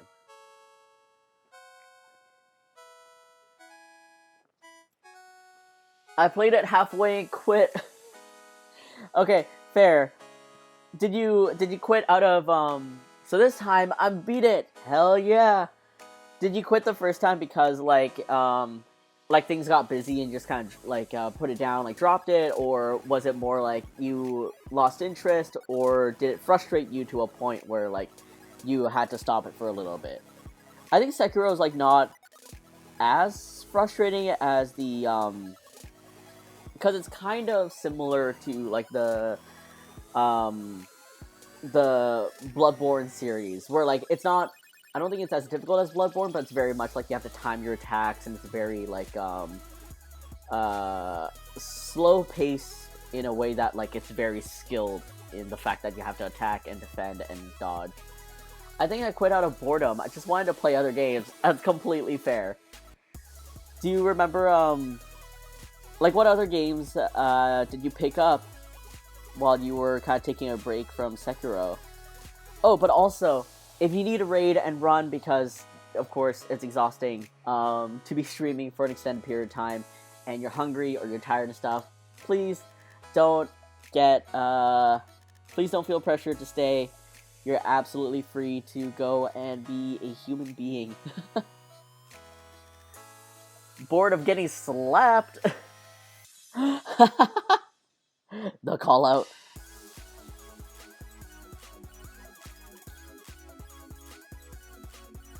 It's funny, like people have always recommended me to play like Sekiro or God, I forgot, or Neo? Shoot, I forgot what that other like samurai Japanese inspired game was that's from the creators of Bloodborne, maybe? But yeah, I wanted to play other games, and Sekiro was put on the back burner. Absolutely fair. A part of me always wants to make time for gaming, because it's like, yeah, I like games. I used to play a lot of games. I think most people do or did. But then my issue is, like, I always just end up getting busy with Puglie, and then I put down the game, and then by the time I pick it up, I'm like, I have no idea what I was doing. I don't know where I am. It's rough. Try it. You've got a hurt shoulder. Yeah, it's hard when life gets in the way. Absolutely. Like, here's the thing. I've never beat a Pokemon game in my life, which was very surprising to a lot of people. And they're like, what? Like, you can totally beat it in like 3 hours. And I'm like, 3 hours? What do you mean? Wait, what? I don't remember any of this. Yes, that's exactly me. I don't remember any of this. I don't know which way I'm going. Like, where did I come from? Where did I go? Where did I come from, Con Joe? Yeah, I've never beat a Pokemon game for exactly that reason. I lose track. Life gets in the way, I lose track, and then by the time I pick it up, I don't know which direction I'm going, and it kind of sucks. I've never beaten a Pokemon game either. Oh my god, Nezla Fressa, hello, high five, yes, thank you. I'm not alone in this. I also have an issue where, I like grinding my Pokemon, like, I like leveling up, and it's like, oh, I want to be strong, I want to be the very best. And so, I spend a lot of time doing that, but I think inevitably, I get bored in that way. So then that's why I also end up putting it down, and then by the time I pick it back up again, it's like, whoop. I am powerful. I think I can beat most of the opponents that are coming my way. But yeah, not that easily. Sorry, I'm just like assessing how the body works, because it seems like the neck has a horizontal frill, but then when it actually comes to the body, the neck has a vertical frill, but then when it comes to the body, it's almost like it's horizontal, like ramen, like instant noodles. So I'm gonna clean this up over here.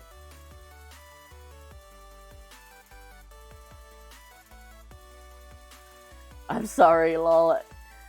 A-okay. Desire, which Pokemon games have you beaten? But yeah, my friends keep telling me, like, oh, if you love Monster Hunter, you're gonna love Bloodborne, because, like, you know, that type of fighting style is very, it makes sense. Like, you have to wait, you have to time your attacks, you have to be very, very attentive to, like, the animations that your opponents do, and like, fighting actually feels like a skill instead of just, like, mashing a button over and over again. I'm like, I get it, but it's just time. It's just time. Okay, just gonna draw this like so for now. I'm wondering, like, Do I want a down and draping? Do I want a second, like, Puglie with it? I guess a second Puglie would be, like, kind of cute. But now I'm just debating, like, how to fit this angle, or, like, yeah, what do I want to do with this?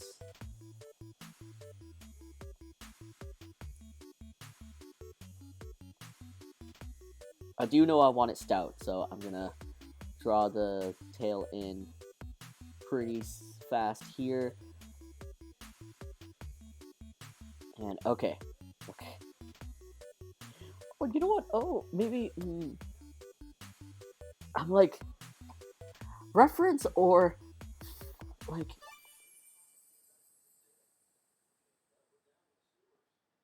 what if I gave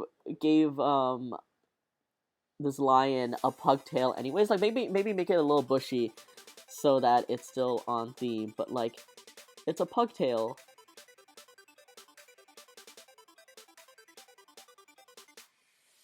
I think that's kind of like my own little twist to the lion dancers. Speaking of food, I'm alert. Thank you for being an amazing host, Nessa Lafressa. Of course, thank you so much for trusting your community with me and mine. Thank you so much for the raid. I appreciate you so much. And yes, have tons and tons of good food. Enjoy yourself, and hopefully I'll see you next time, or I can drop in for a Sekiro stream where hopefully I don't watch you get slapped too much.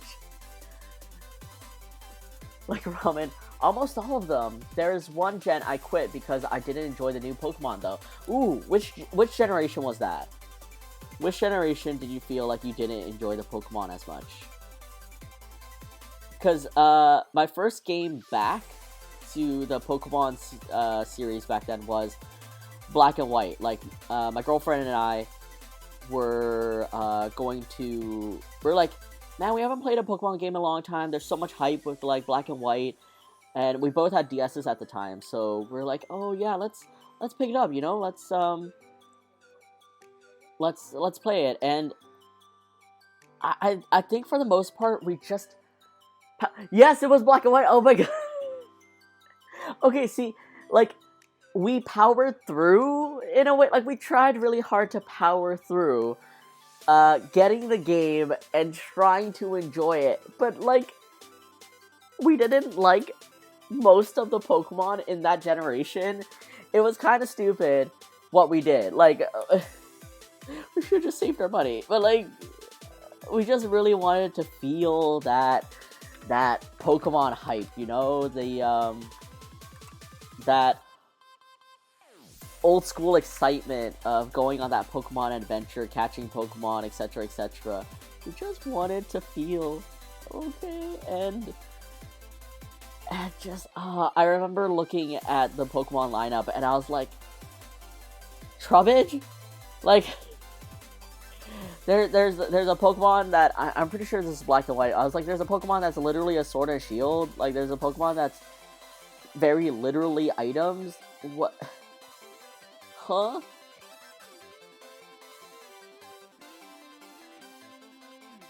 Alright, I'm just assessing right now how this is looking, how I want to continue doing this. Like, maybe I want it shorter. I'm gonna delete this because I know I don't need it anymore. Let me see what this looks like with a second pair of feet underneath it. Because, like, yeah, realistically, you're supposed to have, like, you know, a duo, right? But another part of me is wondering, like, oh, what if I just had it, like the tail end dragging on the floor? Oh, whoops.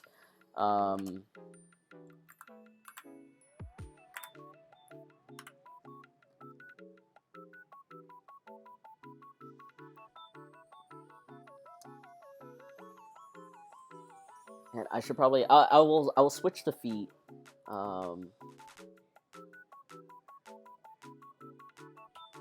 Maybe I need to actually observe lion dances.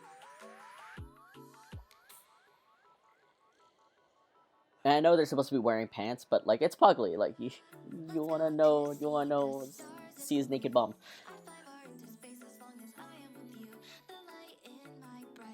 I know people who love that generation, and I'm always silent in chat when they talk about it. Garbage ended up being my favorite that gen. Okay, there is, I think I have a soft spot for Trubbage, but I remember distinctly when I first saw it, I was like, why, are they running out of, like, I remember being so angry. I was like, are they running out of ideas? Like, what are these Pokemon? But yeah,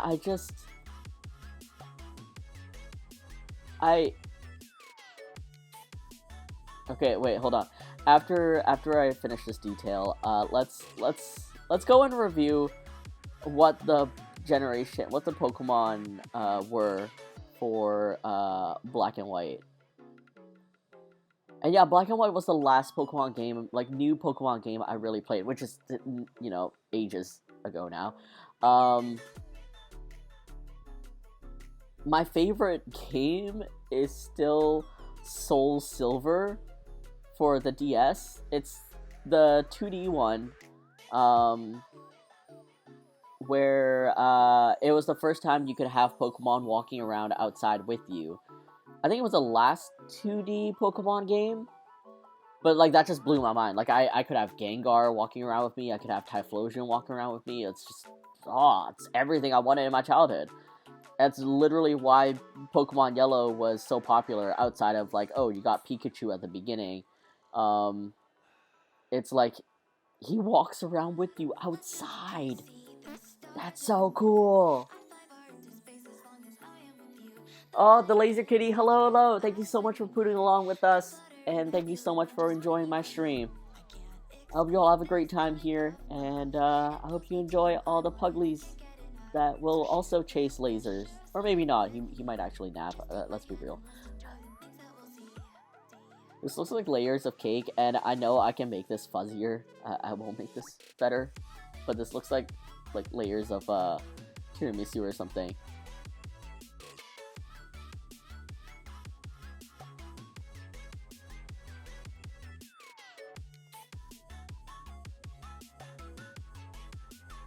And I want this to be messy and just...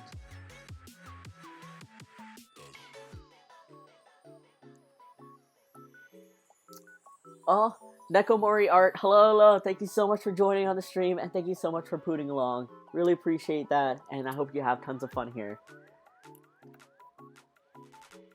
Alright, let's finish this. So,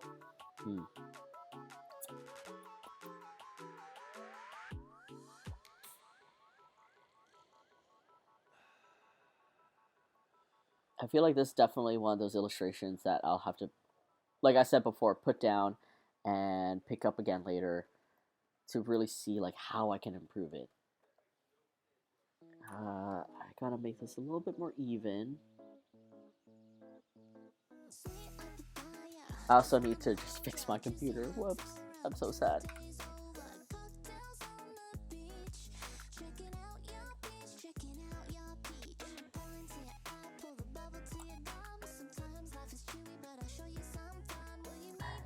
Let me hide this over here.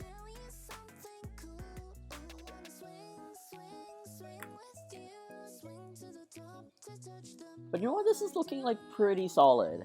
But there's a second idea I want to do, which is just like Puglie solo, and like the butt is dragging along on the floor. So I'm just gonna finish this part here, and I'm gonna group these guys, duplicate the group. Ooh.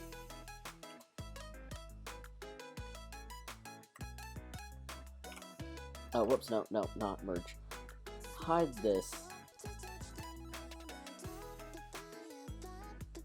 And do this, and I'm just gonna do a real quick and dirty edit, which is grabbing this and just tilting it downwards first. I know you're not supposed to have this kind of like 3D-ness with it. Oh, my poor computer, why you gotta do this? Just a real quick and dirty move down, like So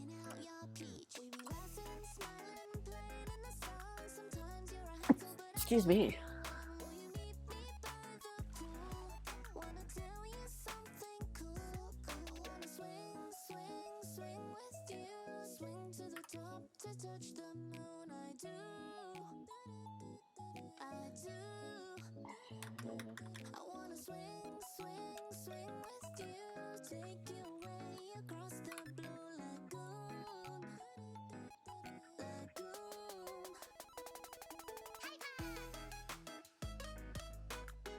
Because it's like almost like a cape, long cape. We're gonna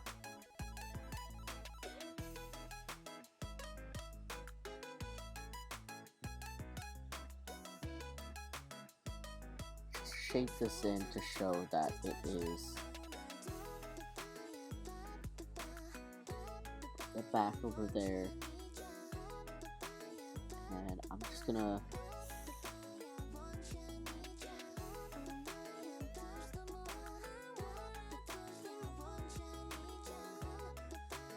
keep this slim, but still add the fur lining in this section just to give it a little bit more. Might be too messy, might be something I clean up. Actually, let's rewind.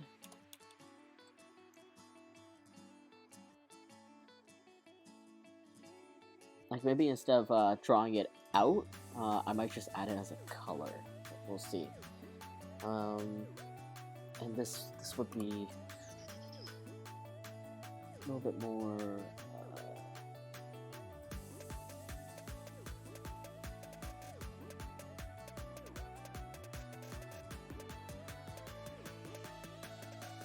No, actually, it makes sense.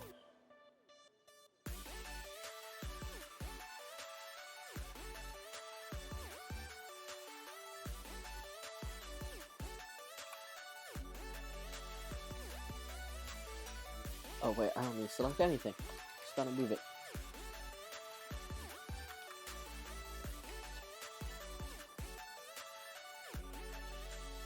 Quick mask it. Might have to move this down a tinge. Unlock that so I can just move it.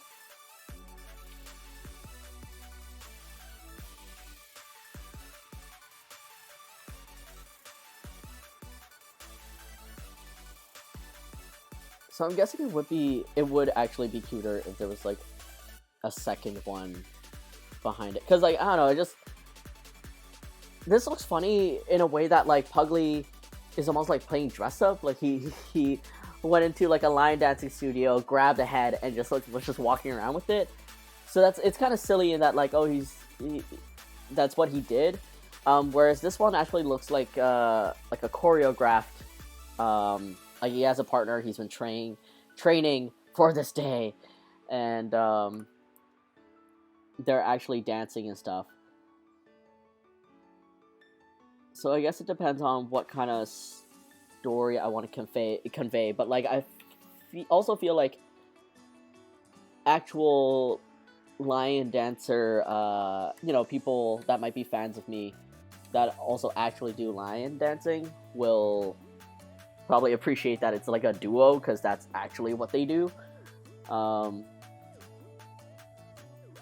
definitely one thing I want to do more research on is watch a couple of videos so I can kind of see how their footwork is placed. And then also a little bit of like how this should be angled. Because there's still some things that I feel like I can do better with. Like maybe I can I think a little bit of this is also I think I've been sketching this. I have a lot of ideas going on, and just like how should I say this? I've been staring at this for a little while, so I might not be in the best mental, visual headspace to pick out like what is wrong.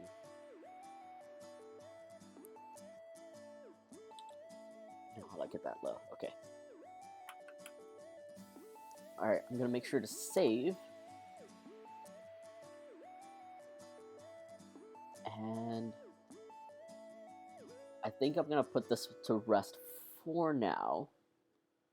And then clean it up the next time I open it up and like actually look at it. But I think this is a really solid start. And even like I think the parts where I say I'm gonna simplify it, I think I will simplify it, but like for the simplification, I'm just gonna not line art the circles inside and apply that as color. And the reason why that's how you add simplification is because when you do line art, essentially what your line art is trying to convey is shadow. It's trying to convey like where the contrast and all that starts and ends and stuff like that, and it's almost like a hard shadow when you do it in like a 2D form. So if you line art literally everything, it's like everything that you're line arting is trying to grab the person's attention. It's trying to frame exactly what it is that you're drawing. But if you want to control that simplicity, if you want to balance that out, basically all the lines that you see me sketch here, I should probably change to a pointer that you can actually see. All the lines that you see me sketch here, I would honestly just not make this a line, and I would just make it a solid color. Same with like this one here, this here, and even these would not be line art, it'd just be like straight color. And also this. It's just because, as you can see here, I think even at a glance, your eye is going to be drawn immediately to this mess right up here, because there's just so much detail there. When really, I want your eye to be drawn to this, which is going to be the tough part regardless, but I think that's kind of like the fun of drawing simple characters and drawing with a simple style, is knowing how to balance that and knowing how to create that focus in your viewers, like, you know, where that line of sight is going, if that's the term for it. I'm good with like doing these things, or I want to say I'm decent at doing these things. Ask me to explain it and I just have no idea. But this is so cute. I think I am turning pretty happy with how this is turning out, and I think I can definitely see some fixes. I can see where I can fix some things, but that'll be for another time when I have fresher eyes. I think one last thing before we I'm just gonna cancel all my reference pictures. One last thing before we I guess call it a night is the one thing I want to look up, which is Pokemon Black and White. Oh, roster. What is that? What you call generation? Roster generation? Because I remember just like, I thought the legendary Pokemon, like the black one, was cool. Love hate Pokemon Gen 5.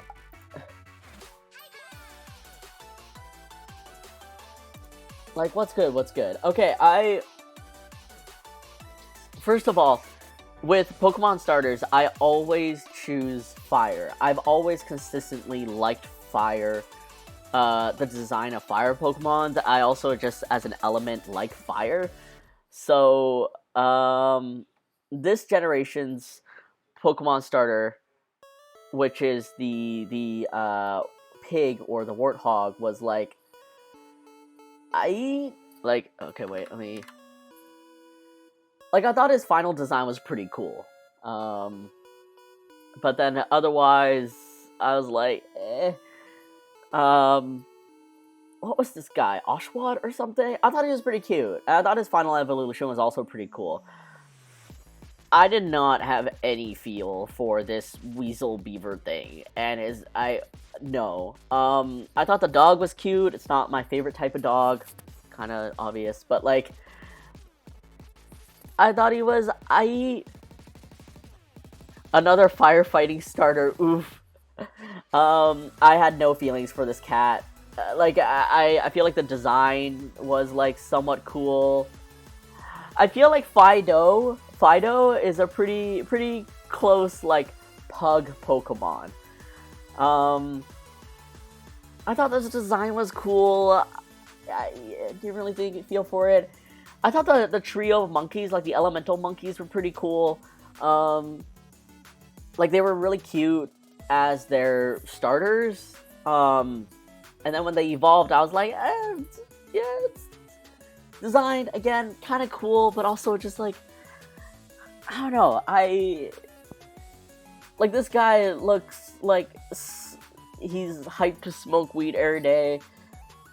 This guy is just, he's confused as to why he's here, and this guy is just like, just cheerful. I mean, he's chill. This is Fetus. Like, the moment I saw it, I was like, that is a fetus with an umbilical cord. Like, I don't know what you expected. I like the pigeon. I didn't like any of the evolutions. Lightning Zebra is neat. Still this is Fetus. That's, come on! Like, Rock Oddish is alright too. It's like, he's kind of creepy.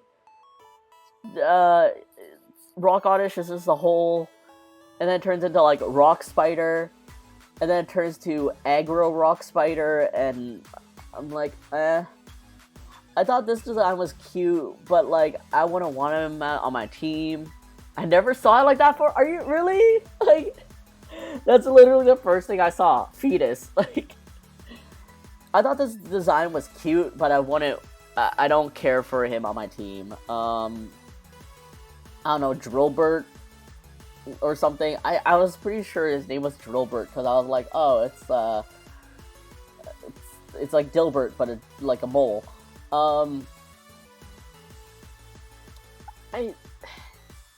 I think his design is neat, but it's not. I don't know. Like, it's almost like on a scale of creativity. 10 being like, oh, this is the coolest thing ever, and 1 being like, this, you basically copied a mole.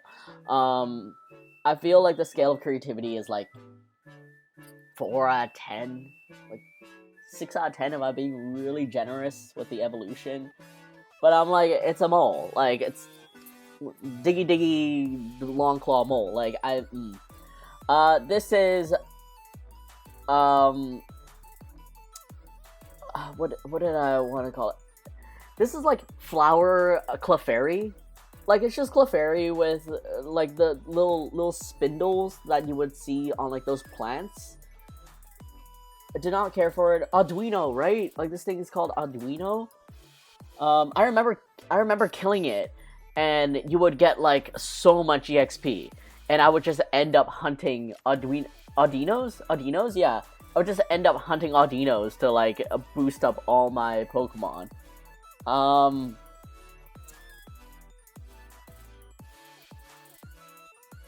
Veiny Fleshman?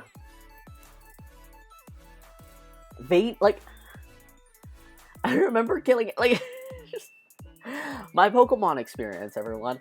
Veiny Fleshman is just kind of gross and weird. Like, why does he have so many pulsating veins? Like, why are they so like this? No. Like, no. This frog was just gross. Like, okay, the tadpole version was cute. The mid-evolution is kind of like funny, dorky, and then the evolution is just like, ugh, They remind me of the frogs that have eggs on their back, but the eggs are burrowed into their back. But this is like, it's like pimple frog or like cyst frog or like alien booby frog. Like, I just don't like bumps. I don't like these things, and I just no. These guys were kind of neat, but again, on a scale of creativity, I felt it was like a 3 out of 10. Like, I didn't really like Hitmonlee or Hitmonchamp either. I didn't really like their design, but on a scale of creativity, I would give them like a 7 out of 10. These guys were like rock karate or like rock taekwondo. That's about it. Oh, this leaf guy was really cute. I really like the annoyed leaf. I feel like this is what you look like when you don't want to be bothered. This guy I liked. I wouldn't want him on my team, but I liked him as a design. Like, I thought he was really cool. The centipede guy was super cool. Yeah, I don't have anything else more to say to it. I think this is like pretty dope. He looked really cool. The sheep, cute. Not really my thing. This flower one, cute. Yeah, that's all I can say. It's like it's cute. I'm just not much for this fish. I don't know. This alligator, like snarky alligator from like a 90s cartoon that is probably the representation of like a crook. Like a 4 out of 10 on creativity. I just no. This guy I thought was super duper cute. I did not like his evolution, but this guy I thought was so cute. Like, I really liked him. Just this little dumpy thing, like the Dakimura. He just hopped around. I thought he was really super cute. Cactus. I find with a lot of the plant Pokemon, they're really cool. They're really well designed. They're quite creative. I just don't gravitate towards plant Pokemon, it seems. This hermit crab that turned into a rock hermit crab. Like, again, it's just so meh. Saggy Pants Lizard is I don't know what there's something about him that I like. It's that he looks like a delinquent. And he would absolutely mug you with like this crocodile guy. So I didn't like the crocodile guy that much, but I thought Saggy Pants Lizard was kind of like, yeah, I can vibe with you. Like, I thought you were pretty funny. Wing egg, this whatever this is. Just not my thing, I guess. Rock turtle, cool. Like, that's all I can say. It's cool. This ancient prehistoric bird thing, I like the colors. I thought it's cool. That's really about it. Like, when I say it's cool, it's like a 5 out of 10 on creativity. Trubbish, again, I'm like, when I first saw it, I was so vehemently angry. I was like, they literally made a Pokemon out of garbage. I guess I like him because he's meme-worthy, but yeah, I'm so impartial to him. This evil werewolf guy, like furry Lucien, like whatever that like ninja blue standy-uppy fox guy is. Again, cool.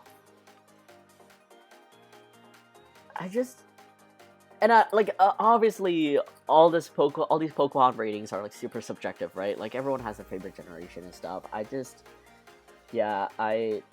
don't know. There's something about all these Pokemon in this series that I just felt so impartial to. This like chinchilla thing, cute. Yeah, cute. This like gothic Lolita Pokemon, like Jinx's cousin, neat. Fetus number 2.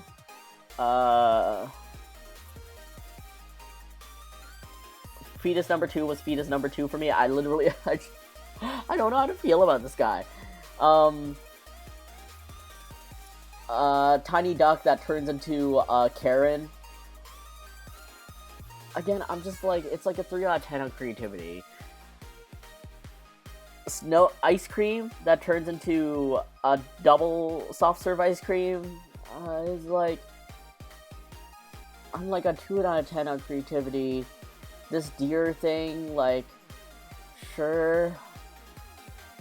I'm just, you know what? I remember. I feel like I'm getting the same feeling back from when I first saw these Pokemon, which was I was bored. This deer, this flying squirrel, this beetle and mushroom that turned into like a sword and shield. Just like this mushroom has like 2 Pokemon, like Pokeball shields for a design, and like the top of its mushroom cap is a Pokeball. Like the jellyfish and the fish are just, I think this is pretty cute. I do think the evolution is pretty cute, but I'm also just like, This Electro Spider, I thought the base version of it was cute, but in the end it's just a spider. It's a yellow spider. Violent Pinecone. A Violent Pinecone, and then I saw cogs in a wheel. Like, I don't, like, this is what made me feel like they were running out of ideas. Like, I almost give, like, Magnemite or whatever from Gen 1 a pass, because it's like, oh, it's Pokemon, they're discovering their thing, like, this is their first pass, but I don't know. A tadpole that turned into a disgusting hagfish. Interesting design. The cogs were so bad. Like, it was like a personal offense. That the creativity felt so lacking. Disgusting hagfish, I give it like a 7 out of 10 on creativity, but I thought it was really gross and creepy, so I didn't like it. Whatever this alien rock is, just not my thing. A literal candle that turned into a literal lantern that turned into a literal chandelier. I thought the design was cute, but yeah, I don't know. I think it's a cute design. I think, like, biasly, even though I'm just like, I'm always ragging on the literal things, like items becoming Pokemon. I would say that this has a little bias from me. This, like, dinosaur thing was pretty cool. Polar bear was cool. This rock snowflake, I don't even know what to say about it. Armor clam that turns into edgy ninja. It's like this flat mudfish. I'm like, is this generation's Magikarp? Kung Fu Weasel, I was just very impartial to. This dragon I thought was really cool, but I think that's just me being biased because I like the color and it's like, oh, sharp, angry dragon. But, like, I feel like creativity-wise, it's not that high.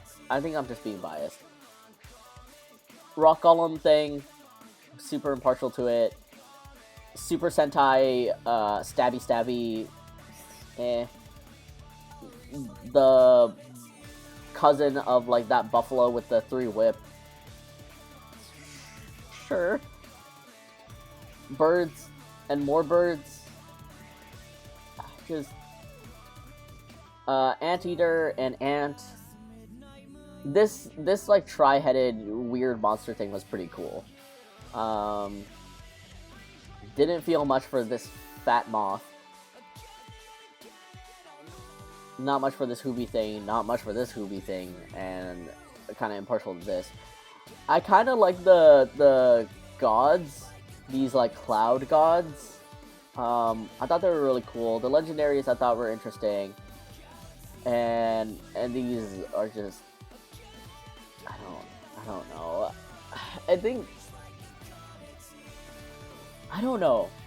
Again, I feel like a lot of Pokemon and like you being excited about their designs and what you like is totally biased. Like, again, I like fire. I like angry, sharp, pointy things. So there's me. But yeah, it's interesting that Black and White became so divisive in terms of like either your favorite or your least favorite generation. Yeah, I really should not have bought that game. Like, me and my girlfriend should not have bought our games. We should have just saved our money. But alas, that was now we know. Now I have an interesting story to tell about how I wasted like I don't know $60 on a Pokemon generation that I didn't really like. But that is the story of Pokemon Black and White for me, and I think with everything said, we are hitting that 2.5 hour mark, and I think it's about time to say our goodbyes to each other, our 2022 versions of ourselves, and I guess to wrap up this year, thank you all so much for being a part of it. I think this is the first year that I mean, I know I did a very heartfelt goodbye when I did right before I was about to do all my conventions, but I think to sum up this year, thank you all so much for being a part of my streams, like supporting me through all this and just being my community here. I really appreciate it. And also thank you so much for understanding when I had to go on a season break because my convention season was beginning. And thank you immensely again for coming back after my season break and just being here with me. I sincerely hope that I can continue streaming. I will absolutely make it a priority, and I also want to create that PNG tuber of Puglie to have like maybe a chill stream where I don't have to be on camera, I don't have to be like necessarily on. Not on as in like I'm literally not there, but like on as in being as interactive. Just kind of like a work-along stream and everything. But I sincerely hope each and every one of you take the time to appreciate yourself and appreciate the things you've achieved this year, the things that you've worked through, learned through, and grew from. And I hope you have a fantastic new year. Thank you everyone for being here. Thank you all the lurkers for working along with me. Desire, thank you so much for going down memory lane with me on Pokemon Black and White. And for all of those that put it along with me this stream, thank you so very much. Nessa La Fressa, thank you so much for the raid. I hope you're enjoying your food. And to everyone else, Happy New Year. I'll see you next Wednesday in the new year. And we'll see what new adventures we're going to go on. Max Black Hat, of course, thank you so very much for being here. Thank you so very much for being here every single stream. And Desire you too. Take care, everyone. Stay warm. Have an amazing party or ring into the new year. And let's hope we all start on the best step. And if not, then it can only go up from there, right? Alright, guys. Take care. And I'll see you next Wednesday at 3 p.m. Pacific time. Bye.